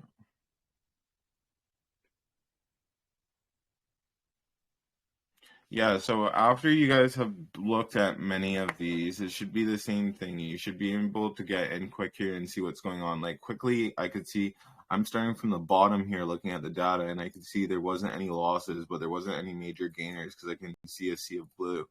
When I go look up next to the average buy sum, that's good for me. The holding time, again, in around 10 minutes is going to work out to be fine. Again, this guy doesn't have one loss in 10 trades. We look at his win rate here, it works out to be 10%. He only has one flag, that works out to be 11%. His total profit was 15 SOL. And again, he's trading with a buy sum that is quite good for something that we would want to follow, where we know he's not going to have huge impact, and he's bringing out, you know, on average 54%, and with 100% win rate, only one flag kind of affecting that, you know, pretty good one for the ones that we have gone through. This is something that for a lot of you traders who are just getting into copy trading, you might want to analyze a wallet like this, and might even want to start following it with a small amount, see how it ends up working for you. But overall, I can't see anything that telling of a red flag for this wallet. I will pull up a couple of its trades since I've spent some time looking at it now. If you're interested, we'll look at the deck screen now. The wallet I was telling you about looks exactly the same, except of one day he lost 2 souls. Okay. Could that be the issue with the 4% then, return of investment? Could that be an issue with the 4%? Yeah, it could be, but at the same time, where am I trying to get to with this? It could be, because like when you're making these trades, how much are you getting back typically on in terms of a percentage? You said you've made 2 trades with him now. What percentage did you get back? The second one is still running, and at the first one I make like a 1x, a solid 1x. A 1x? Yeah. You mean like no, a 2x, sorry, a 2x. It's 2x, yeah. Okay. Well, dude, if you made a 2x, that's 100%. If his ROI is 4% and you hit 100% with him, I mean, like, there's clearly something that's bringing down his average, and obviously losses will bring down your average. Yeah, but like just one loss. He has one loss. It's 2.2 or 2.02 souls. 2.02. But all the other days was a win. Yeah. Okay. Well, as long as it's working out for you, keep it working as it works out. If it doesn't, if it starts to look like he's going back down the other way and it's not working out and his stats are slipping, it mainly is win rate. His ROI can't get much lower than it is. But if his win rate start slipping there, then just reconsider your strategy. But I'm gonna quickly go over this trade. So he entered in with one soul, was able to put that for almost 2x there, and then he scalped in again for 0.5, sold it for about 0.2 profit. Then every time he's selling the full amount that he's buying, by the way, that I've seen. Okay, so this one he lost on. This 0.5 he was able to gain. He scalped again and gained 0.3.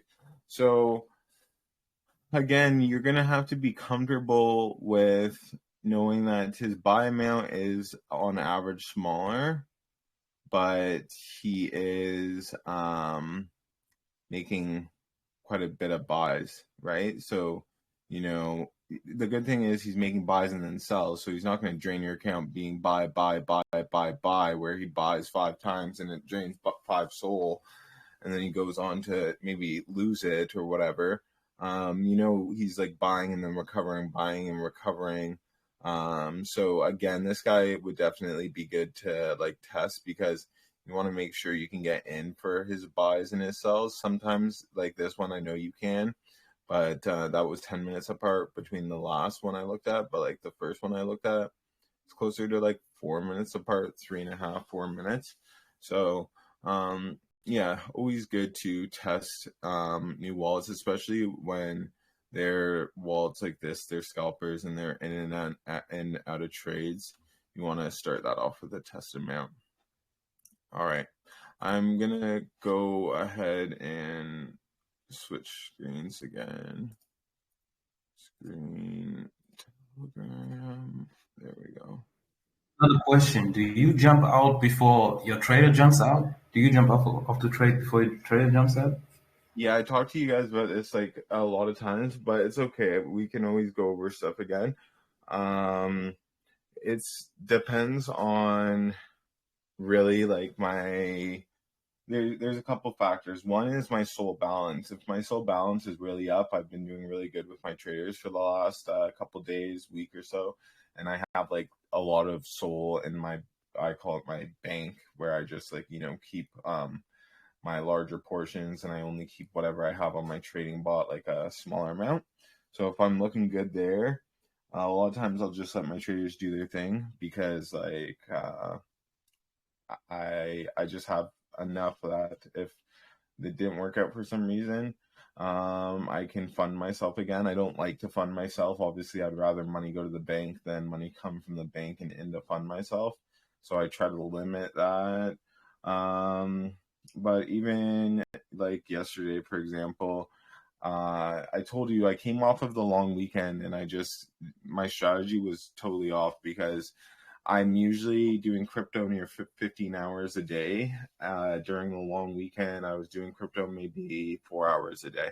So there was a lot of stuff that I let slide because I just didn't have time to do everything I would like to do.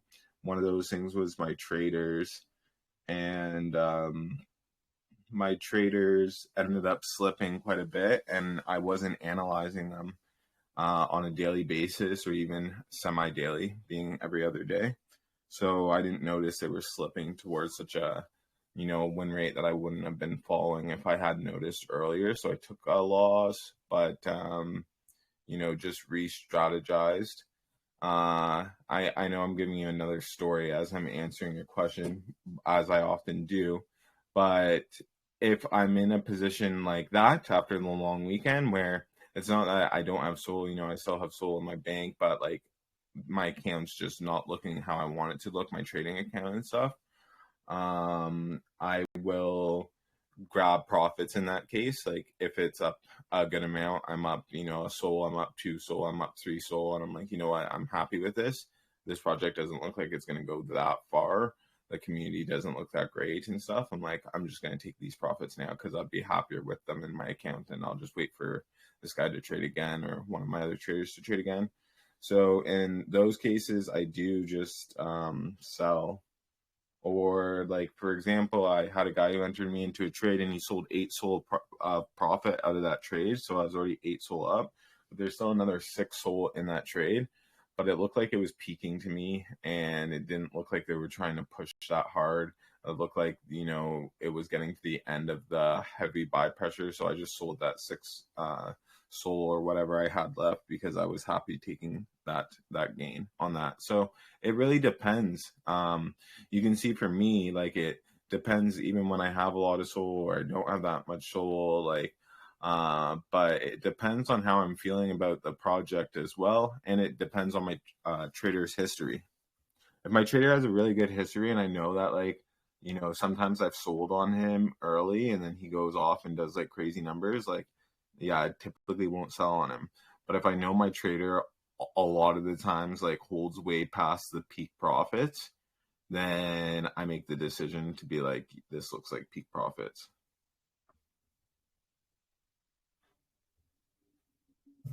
That's enough. Thank you. No problem.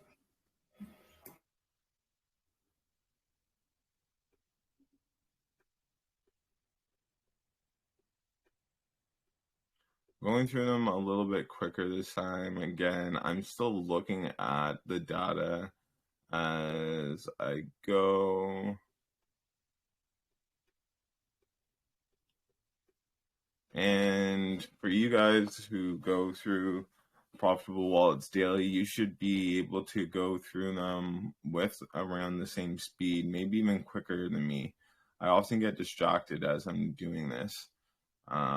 So sometimes it slows down my speed. I got fixated on some type of number or some particular trade or something that just looks weird to me, and I get fixated, so it makes me stay on something sometimes longer than I would generally need to. What's this? 71% win rate. 77 SOL with an average buy sum of 1.15 SOL. The flags are very small here. This is another wallet that looks appealing initially, just because how much SOL he brought in, and he's trading with an average buy sum of only around 1 SOL. The flags aren't so bad. There's times where he is losing quite a bit, but even that 30% between the two of them doesn't equate to the amount he keeps within, just under 2x. And then the 16% that he does 2 to 5x is actually bigger than either of those two markers for the losses anyways. And he, even though he scalps, he was able to hit a mooner through it. This wallet looks interesting. When I look at the gains that he's made, or that he's made, I mean, it's pretty even across here. You know, there's times where he just totally let the token, his holdings go to hell. But, you know, we're seeing other times here where it's pretty much 2x here, close to 2x here. Made some gains that we'll consider pretty much nothing. But yeah, interesting token to look over. This one here. I'm not going to go as far to pull up the trades just because of time here. If there's something I fall into that's really interesting, I'll pull up the trades, but that was something that would be good to look at and kind of do for yourself. But for the sake of our time, I'm not going to bother.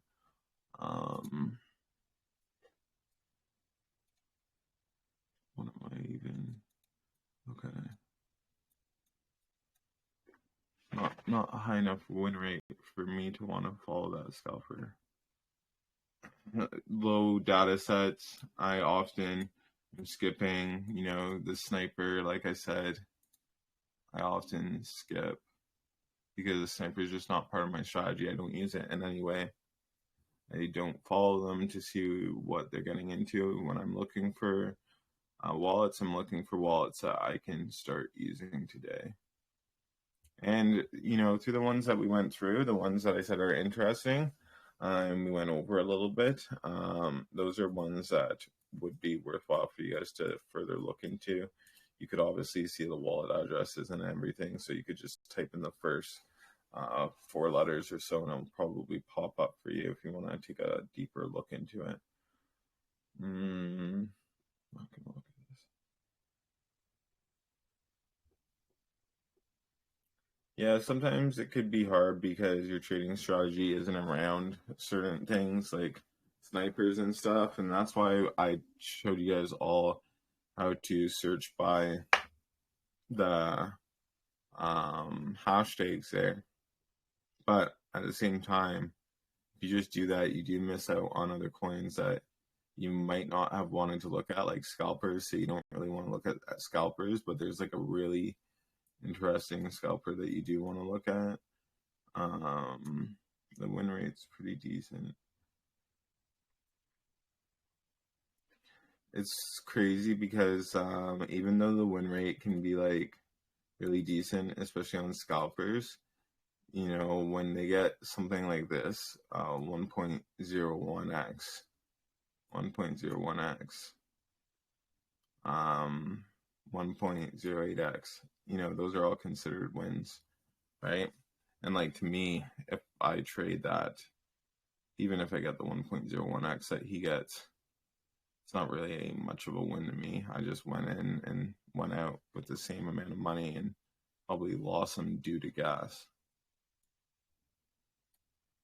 That's why I'm moving past this one.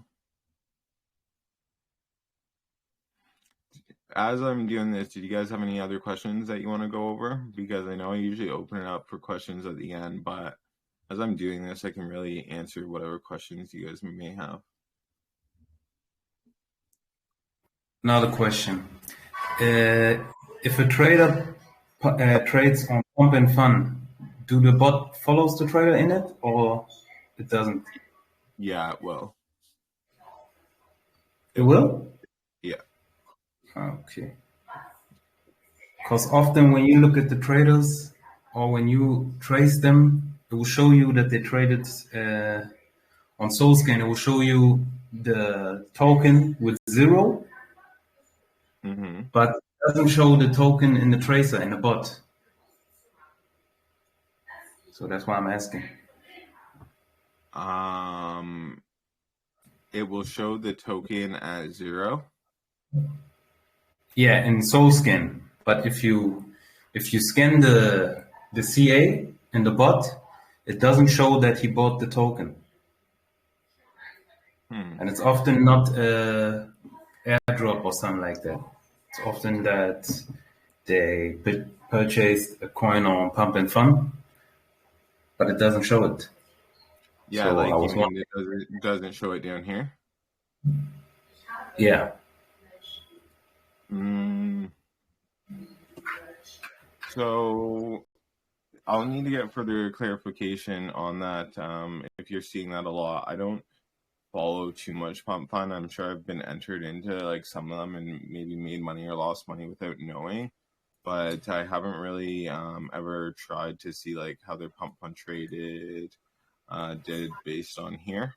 And I think that if they bought it prior to it hitting Radium, that it would not show because the token they buy on the bonding curve versus the token they get sent, essentially airdrop through Radium, is actually different. So yeah, if they bought something on one thing on Pump Fun, again through the bonding curve, and then they ended up selling it and they made profits on the token that got sent to them on Radium, those two tokens aren't connected to each other. Oh, okay. Because often they will do a lot of money. They will buy in early on Pump and Fun, hold till it pushes the bonding curve, then still didn't sell because it went to Dex Screener, and then later, even in the middle, when buy pressure is there, they will sell. Like they're doing a lot of money with it. Yeah, some of these guys are really good at Pump Fun, but I think like a lot of these guys are making the projects and just know how to advertise them for decently cheap. So they get in with a bunch of wallets early and then dump as soon as it comes to Radium, and that's why you see most Pump Fun projects that do make it to Radium. They just like go to hell straight after it hits Radium because there's no one with the intention of keeping it alive for the most part, anyways. Yeah, you're right with that. Yeah, Pump Fun. I've talked about it a couple times now, but I'm really not a fan of it overall. I think it just takes liquidity out of the SOL market for shitcoins and puts them into this like cancerous place where it's like, it's even worse than here. It's like, oh man. I went on there for one day. I told you guys like 1 hour. I swear to God, like, I felt like I was like close to 40 years old by the time I got off of there. It totally aged me. Yeah, because it triggers with all this lighting and everything there. Oh yeah, there's lights Right. fucking flashing, and there's just like coins dumping instantly. It's like, what the hell am I seeing here? It's like the hell of shitcoins. It's like if you went to shitcoin hell, you'd be on pumpfund.com. Yeah, it is. And you can basically not see if it is a rug pull or not. Like, you have to watch how much the DEF is holding. Like, there's no security to check, okay, is this maybe a rug pull or that? And there's a lot of rug pull going on there. Mm-hmm. Yeah, no, there is. Yeah, for sure. Yeah, it's like, it's not a very safe place to be. It's like if you like going on a street bike without a helmet. It's just not a great thing. It's not safe at all.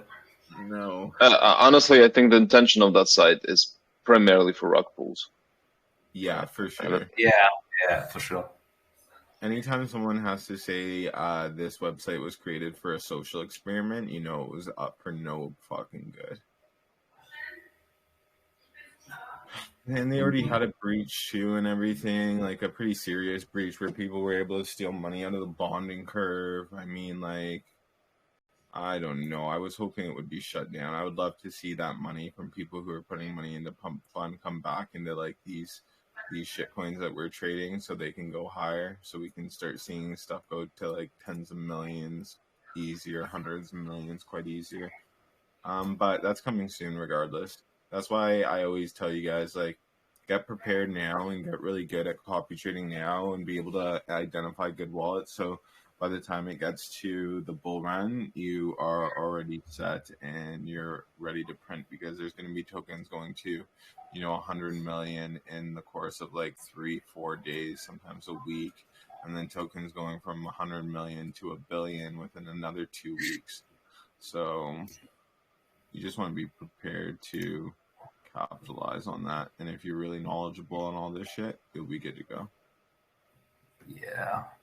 When will you think the bull run will start?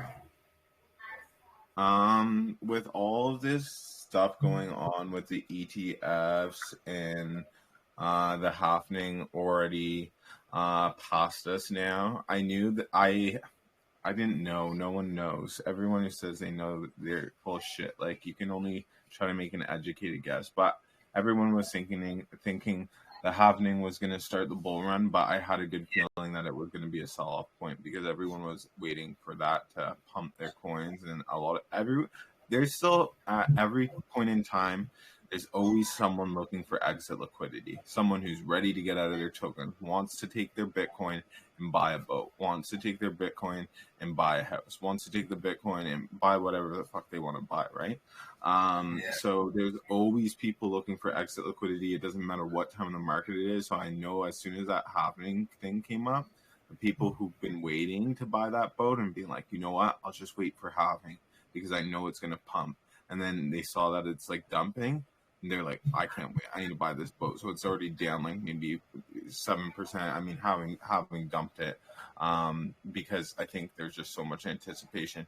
But to answer your question, as far as when I think the bull run is coming, I don't know exactly, but it's going to be like anytime now. It's going to be a combination of these ETFs coming out, and it's going to be a combination of one massive coin that comes out of like seemingly nowhere that just gets pushed hard into like a couple billion market cap, and that's going to kind of kickstart the bull run as far as like us shitcoin traders go. So that could happen literally at this point. It could happen any day now. It could happen 2 days from now. It could happen next week. It could happen 2 weeks after that. But it's near. when we start seeing just crazy moves come from coins, and we're seeing other coins just moon to like 1 million, and 1 million is considered a small market cap. People are happy to enter coins at 1 million market cap because they think there's major upside. But yeah, all of that is coming. Hopefully, we have one of these coins that will pump crazy in our portfolios. Oh yeah, I mean, no doubt about it. And the crazy thing is that a lot of people don't realize is half of these traders who are really like cracked, meaning they're really good at trading, or they just have insider information and stuff. They're not even trading right now. There's so many people I know from last bull run cycle who haven't been trading. Like they made so much money in the bull run that they don't have to trade during bad times. They're waiting for the bull to start trading again. So once the bull run really starts picking up, all these traders who are just like been at the cottage chilling, just spending their money, like enjoying their time, waiting for the next bull run to come, they're going to start popping up again, and we'll be able to find these guys in the scanners and stuff. So it's going to get exciting. Like once we start seeing more bull run activities, we're going to have more projects pop off by the same developers who develop projects weekly, and we'll have our insiders who hop into these projects weekly and are making big X's on big projects. So there's a lot coming. Yeah, you're right.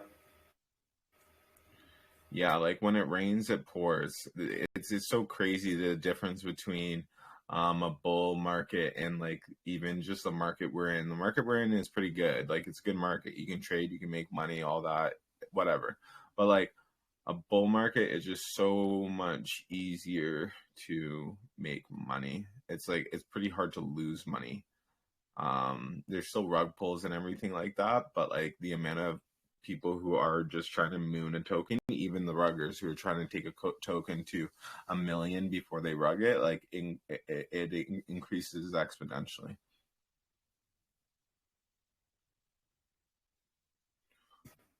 Oh, man, I don't understand this. Like, I understand these guys, but damn, why you gotta do us like that? The ruggers? Yeah. Yeah, I know it sucks. Crypto, like imagine crypto if there wasn't ruggers. Like if people were scared of the consequences of rugging and stuff, like there'd just be so much more liquidity in the market. We'd be sending coins to like, 10 million, 100 million market cap all the time because people would just focus on the good developers who are bringing out good coins and stuff. But like right now, people will buy anything. And if these ruggers make a token and people will buy it, they can continue to get away with it because people continue buying these rugs. And half the time, these people aren't buying these rugs because they think, hey, this could be a rug. It's because they just don't have the experience, or, there's multiple reasons. Like I've got caught buying, rugs, and I do have experience. I've been doing it for 5 years. So can I blame someone who's just started within the last year for buying rugs? No, it's like it's kind of hard not to sometimes when the rugs look like the good projects and the good projects look like the rugs. Yeah. I fell for one yesterday. Damn, lost my money. Oh man. Yeah, and that was the point where I decided. Yesterday, you told me something. You remember? You said even if you get bored, don't trade. Don't start trading. Mm-hmm. I regret that I didn't listen to you. Lost a couple of dollars yesterday. Damn. Here's the thing. If you have a rule and you like say that's a good rule, I'm gonna put it in place. And if you break that rule, you get hurt, like you get rugged, it doesn't work out favorably for you, you're more likely going to follow that rule because you remember the time you didn't follow it, you got hurt. But the also same saying goes for if you follow a rule, or sorry, you disobey a rule. So your rule is not to trade tokens, but then you go and trade a token and you do a 3x on the token. Well, what happens there is that just reinforces that breaking the rule is okay. So you'll continue to break rules more. But I at the had end, exactly that. yesterday I broke a rule and I ended up in profit, and I'm like thinking about it. I'm like, I did this because like I just was so bored. Like no one was trading, and the name seemed good, and I'm like, I just funded my wallet some more. I'm like, I'm feeling good. I'm gonna go in, and it ended up working out good. I sold at a good time, made okay profits, but I thought to myself, I'm like, because I know these things. What I just told you, I'm like, I broke a rule and it worked out. That reinforces me breaking the rule. But I'm not going to do this. I'm not going to continue breaking this rule because I know that most times it won't work out. So even though it worked out in this instance, I'm going to move on and not break more rules. I feel you on that one. I had exactly the same. It worked for me 3 days in a row. I was making profit by myself and thought, yeah, okay, if I can make that kind of profit, it will be easy for me to put like the amount for the copy trade higher and all of that. Then I lost. Man, that shit hurt.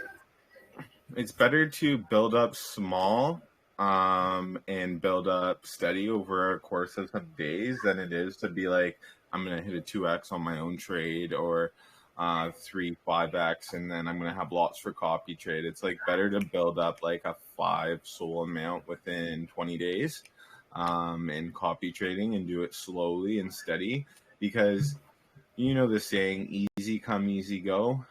When you build up money too quickly, you'll quickly not respect how hard it was to get the money. And you'll just end up draining it quickly. But when you build something up over a course of time and it took you a long time and stuff, like you learn to respect money a little bit more. If you don't have discipline, if you have discipline already, then you will respect money regardless because you have the disciplines to do so. But if you don't, it's best to start off slow and not like try to rush to get a lot of money quickly, because it won't work out good. I did that once. When last bull, I did that once. I got a lot of money quickly, and it was good when it was coming in quickly, but it was not good when it was going out quickly. I feel you on that, but I think it's more likely that the money we have in crypto is like digital money. Like you don't really realize it. You know what I mean? Like if you have fiat and you pay something, it hurts you straight because you saw what you put on the table. But on these digital platforms, if you trade and you lose some or you win some, it's like, okay, I got this kind of amount, but it's not. I know. Like kind of not real. Yeah, when I go to the grocery store and something that I buy, like say a drink that I buy is $1 more, I'm like, fuck that. I'm not spending $1 more on a drink. Like they had it last week for $1 less. You know what I mean? So like I literally won't buy the drink and it's only $1 more. But like when it comes to like cranking up my gas or like just being stupid sometimes with my crypto money, like it's you look at it as a soul, but like you don't realize like one soul is $175. Like I lose a soul and I'm just like, fuck, that sucks. But like if I lost $175 right now, like out of my pocket, like say I had that cash and it's just like gone, I get off like out of my car and I'm like, where's this cash? It's not here anymore. Like I'd be like, livid over it. I'd be losing my mind for 20 minutes trying to find that shit. When I lose my soul, I don't try to find that shit. I just know it's gone. I feel on that one. Yeah, it's crazy. It's crazy times. Yep. So, as I'm going through these wallets, before I stopped at a lot of them and just analyzed a lot of them today, I was really going through some of them, showing some of the points that I thought were interesting, but really showing you guys how to really go through wallets like quickly, so you don't have to spend a lot of time doing this every day. So you can see something interesting, but then be like, okay, it's maybe not so interesting to me right away. That looks good, but like right away we can see the snipes are close to 50%. But I hope that today, even though it was different than every other day, I mean, we did go in depth to a couple of tokens and went through their trades, which is always good to do. And we'll continue doing that more. I'll do that more over the next coming days. But even today, even though we didn't go dive in deep to any specific token too hard. We had a good overview. We looked at a lot of different tokens. We looked at a lot of different things with the scalpers and the tokens that appeared with no tags, and learned like why we spend time on some stuff and why we would want to track some stuff. And I hope that this still is a valuable way of teaching you guys, because at the end of the day, I can't just always teach you guys what I've already taught you. You know, I can reinforce some of the things that I taught you, but as we grow in our knowledge, we need to be able to scale to other things. And right now, this scaling that we're doing is more towards efficiency. It's being able to look at stuff quickly, be able to see if there's anything for us. If there's not anything for us, maybe we don't want to spend too much time, we can move on. And this will end up conserving our time and allowing us to find more wallets in a shorter period of time. All right, so at this point in time, I'm going to close this screen here and purely open it up for questions. We've been looking at wallets now for over 2 hours, so I think that is good. But yeah, any other questions that are outside of what we were talking about, this is a good time to ask them.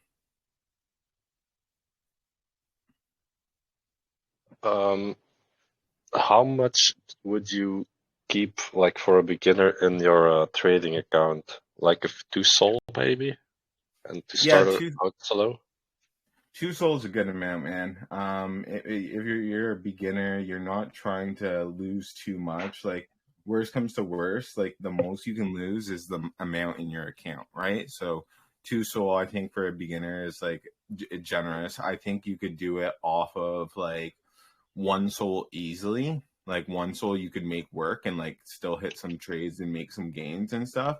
But I think like when you're going under 1 SOL, like it's a little bit harder to strategize. But I think like the lowest I would recommend is like really around 0.5 SOL. But here's the reality of it. If you don't have 0.5 SOL to put into crypto right now, you don't have 0.5 SOL and you have to work with less.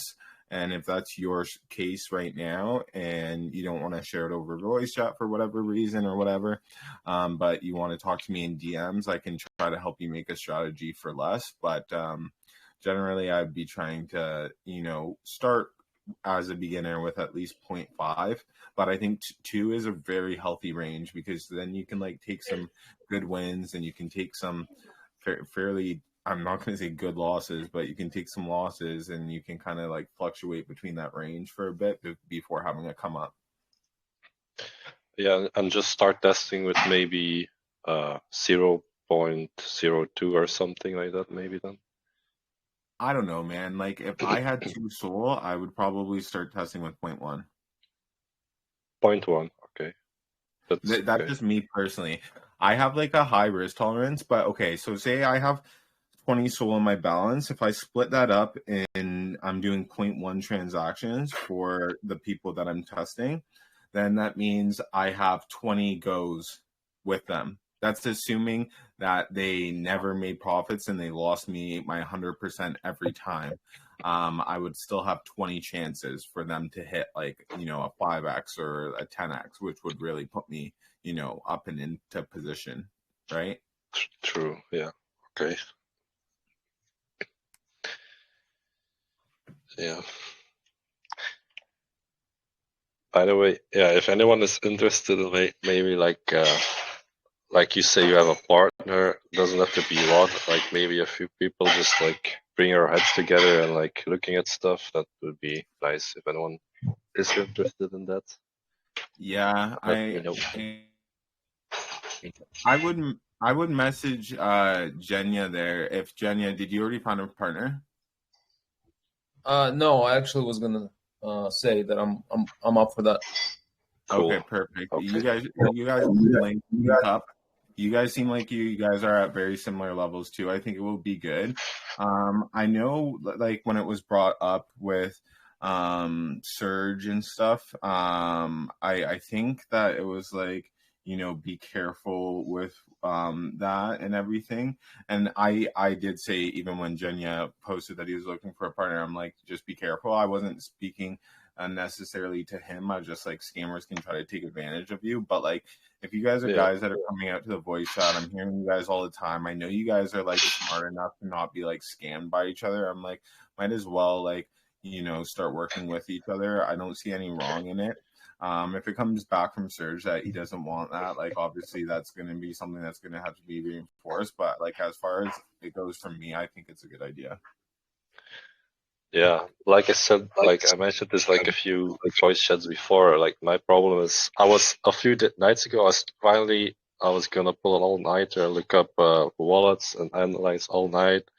And then I noticed, because I'm at the end of my month now, I still haven't gotten my feet wet, so I was like, I have to do this. And then, yeah, the bot doesn't work for me. So, I'm like, I need to do it now, I want, because if I make the first soul, like instantly I will put it back into Selfie Guru, of course, But yeah, it's just a problem for me. Like I consumed so much content over the last month and stuff. Like I feel like I learned like a lot also here on YouTube, but the problem is just getting my feet wet, Horrible.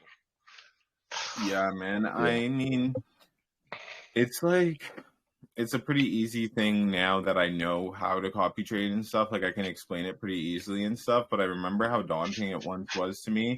And I know for like some of you guys who are newer, like how daunting it must be to you. And I'm telling you guys all this information. You're like, okay, like what do I follow? Because it's like just an overload of information, but it gets better with just like time and practice. And I mean, like, you think of anybody who's an expert in their field, regardless if it's skateboarding, soccer, basketball, and stuff. It's like they're not that good because they just got like that natural talent to be that good. It's like they're that good because it's been so many hours that they've had like the ball in their hand, or so many hours out at the field, kicking around soccer balls, practicing drills and stuff. And it's going to be like the same with like copy trading, because even though I have 5 years in crypto, when I did copy trading, it was like I knew nothing. It was like learning something completely new. But now that I've been doing it for a while and taking it seriously, it's like, I can consider myself to be, an expert among copy trading, because copy trading is very like, it's still kind of niche and stuff. So that's the only reason I can consider myself an expert, because there's not so many people I feel that's like dug so deep into it. Obviously, we've got people like Serge and stuff like that have, but for the most part, there just isn't. Yeah. I was wondering, because you said before you spend like 15 hours a day on crypto, but does it mean you need that much, like how much time does it need to actually follow up your traders and stuff? And like maybe, oh dude, if you're like good with your time, you probably only need like 3 hours a day. The thing is, like, I'm okay with my time. I'm getting better now than I ever have been with my time, but like I get hyper fixated into whatever I do just because of like the way my brain works. If I start doing something, like it's so hard for me to put it down. Like when I was younger, I played video games, and it was the same thing. I was hyper fixated. I'd play video games for 15 hours a day. Then I started skateboarding every second I could, when I wasn't in school.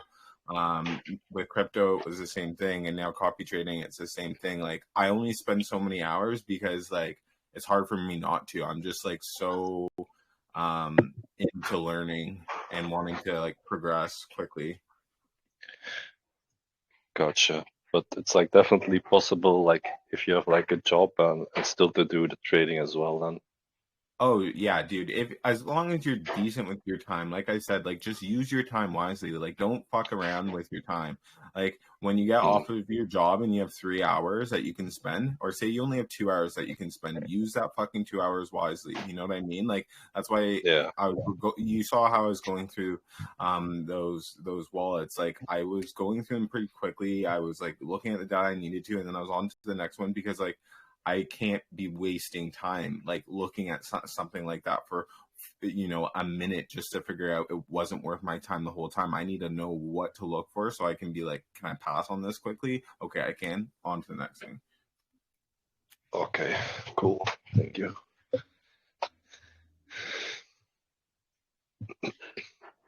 Another question. You said that you don't look for the scalpers.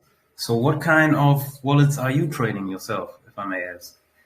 It's not that I don't look through for the scalpers. It's just generally the scalpers don't fit my strategy. Like I said, I probably have a scalper or two on. If not, I did at one point. But I just am looking generally for wallets that are in and around like the 70% win rate, definitely 60 and above. And then ROI, I would like to have 100 and above, but I have some of my best trader actually has, I think an 85 win rate or something in and around that, like 80 to 85. And he has like a 75% ROI, and that's my trader who's made me the most money.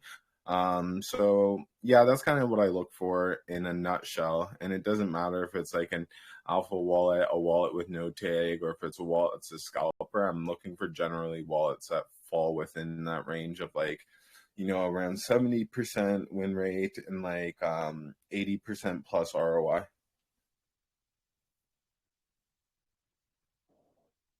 Okay.